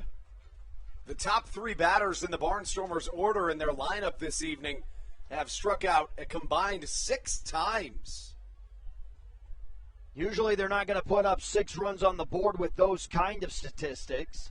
Just in case, Matt Lato swarms in the Blue Crabs bullpen, trying to get ahead of things as the count evens at a ball and a strike. This is very promising stuff right now from Diaz. Clyburn knows he has the reliability from Baker, Geeky, Latos, and Briseño. Who's going to be that other guy? If Diaz looks like this every night, he can. The 1-1 misses outside, and the count 2-1. We talk about that momentum, and it would go a long ways to not allow Ladarius Clark to reach base here. 2-1 high and outside. Clark has struggled this evening. He did drive in a run, but he's 0 for 4 with a strikeout. Grounded into a double play. That was back in the third inning, in which Missy El Severio traded that double play for a Barnstormers run. 3-1 swung on and missed. And if I'm Diaz, this is going to probably go against everything I have ever said with the 2-out walk. But I think it wouldn't be a bad time for a 2-out walk because, Kelly Dugan, you have the lefty-lefty matchup. I'd like to see a slider here from Diaz. 3-2 swung on and missed. The crowd erupts. Striking out the side is Carlos Diaz in order. Talked about the high strikeout numbers, racking them up here at the Reg. This is what we've been waiting for. This is what it all comes down to. We take you into the bottom of the ninth. Southern Maryland chasing 2 runs with the top of their order. Coming to the plate, it'll be Matt Hibbert, Ruby Silva, and a designated hitter when we return on the Hometown Real Estate Broadcast Network. American Radiology is the clear choice for all of your medical imaging needs.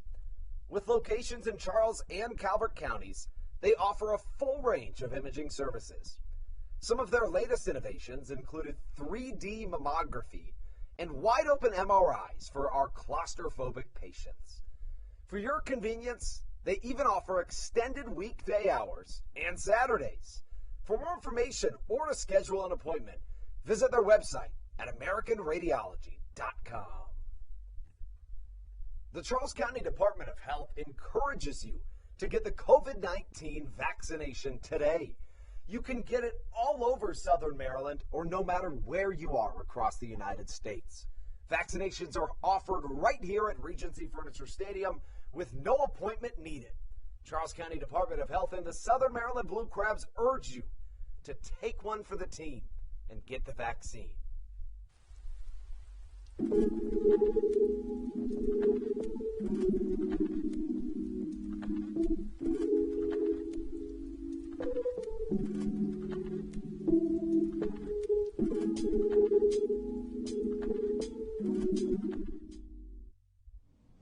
This is David Harris, and you're listening to the Hometown Real Estate Broadcast Network.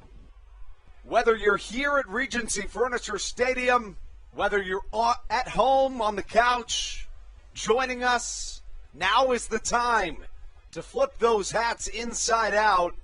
It's rally time here in Southern Maryland. Scott Schumann, as expected, onto the mound. The longtime Barnstormers closer is about as locked down as it gets. He's been really good this season, Matthew. 22 saves, top 3 in the Atlantic League for wins and losses. The 22 saves are in his career. For this summer, he's got 17. Was looking at the wrong category. On the year, for wins and loss record, he's 3-3 with a 1.50 ERA, 42 innings pitched, and get this, 63 strikeouts. If the Blue Crabs are going to have a comeback, they definitely will have earned it. This season against Southern Maryland, 6 games pitched, 6 innings, 3 hits, no walks, no runs, 9 strikeouts. Schumann has been locked down against Southern Maryland, but he has to go through this top 3 of the order that will feature Matt Hibbert, Ruby Silva, and then Bronson Butcher, the designated hitter. If you're Matt Hibbert, this is a chance to get your slump over with potentially a base hit in a clutch scenario. The average is coming into this one down to 263 after starting the month well above 300. Has yet to record a hit tonight. I said it last inning. He's been slumping more than anybody in that third base dugout. You get a hit, that can turn around the next month even for Hibbert. Hibbert leads things off, a heavy pull shift, at least in the infield, to the right-handed hitting outfielder. First pitch swinging high in the night sky. Shallow left field, trying to find it as the third baseman, Blake Alleman, but he does. 1 pitch, 1 out. That's not the start you're looking for if you're Southern Maryland. I've never been a fan of swinging at the first pitch in a save situation in the ninth inning, but for Matt Hibbert, who is a guy that's trying to get himself going, being aggressive, that definitely can help you out. And also when you're going up against a guy in Schumann who gets more dangerous as the at-bat goes along, you're definitely going to want to stay aggressive. Ruby Silva comes to the plate. We remind you, after any fireworks broadcast, we do immediately need to sign off because, as you know, you can't really hear people all that well with fireworks going in the background.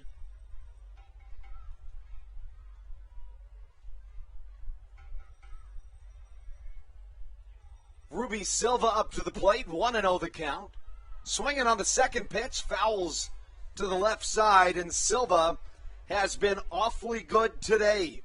2 triples, a double, as well as a ground out in this one. Last night, he had a double, an RBI single, and then walked twice. Also drew the only intentional walk of the season for a Blue Crabs batter. The count 1-1. Schumann on his way. Swing and a miss. The count 1-2. Silva has started every single rally for the Blue Crabs tonight. Bottom of the fourth inning, got a triple. Ended up scoring 3 runs. And then in the fifth inning, got another triple. David Harris hits him in with a double. Does he have one more rally starter in him? The 1-2 inbound from Scott Schumann. Swing and a miss, fastball upstairs, and quickly 2 away. This is the first time that I've gotten the pleasure of watching Schumann work on the bump. The way he releases the baseball, it kind of looks like a short arm, which can definitely be very deceiving to the hitters. And because it has really good velocity, it just comes out at a weird angle. It all rests on Bronson Butcher's shoulders due to this double hook designated hitter rule. Butcher, with 2 away, faces Scott Schumann. First pitch to the pinch hitter, inbound. Watches a fastball right there for strike number 1, but I'm of the opinion that you are, Matthew. I'm a fan of at least seeing one pitch in this type of situation. You have to, and not only because there's 2 outs in the ninth inning, but because of the guy that sits behind Butcher in the on-deck circle. Being patient, you maybe work a walk. Harris can tie the ball game up. The 0-1 on its way to Bronson Butcher. Inside it hits him. And that will put the tying run to the plate in the form of David Harris.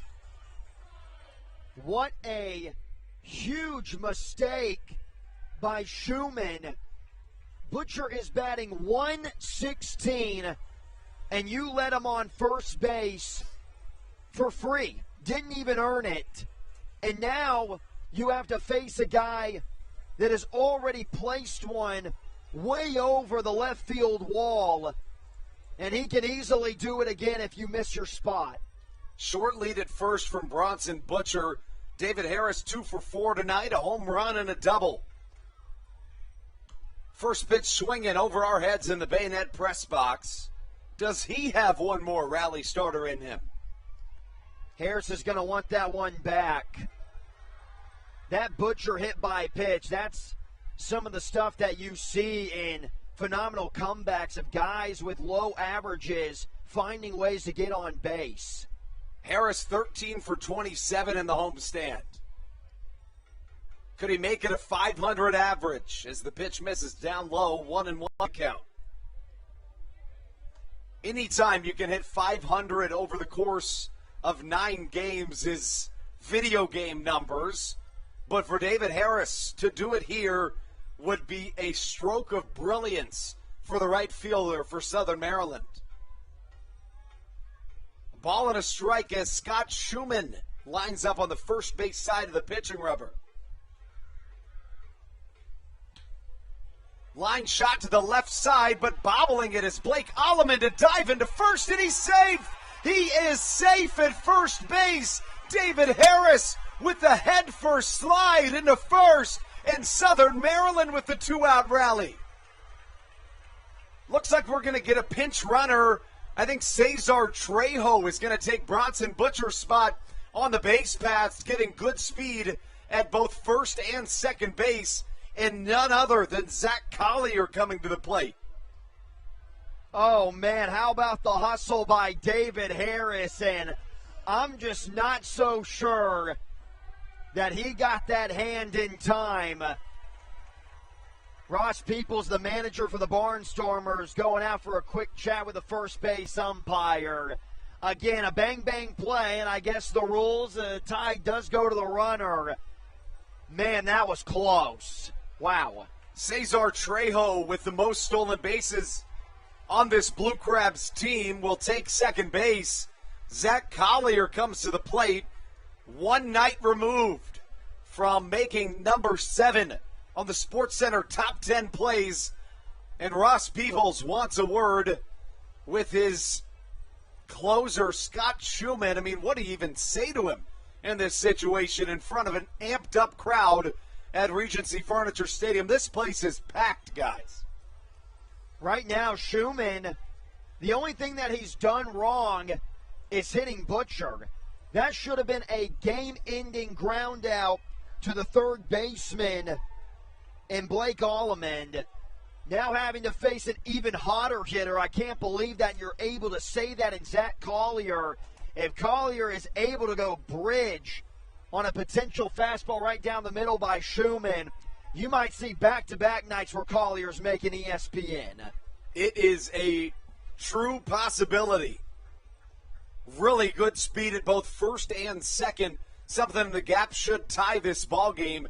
Go-ahead run stands in the left-handed batter's box in the form of Zach Collier. And I feel like it's been a while since Collier has hit a home run. Feels like he's due. Schumann back out onto the mound. Collier, a patient hitter, watches the first pitch for a called strike.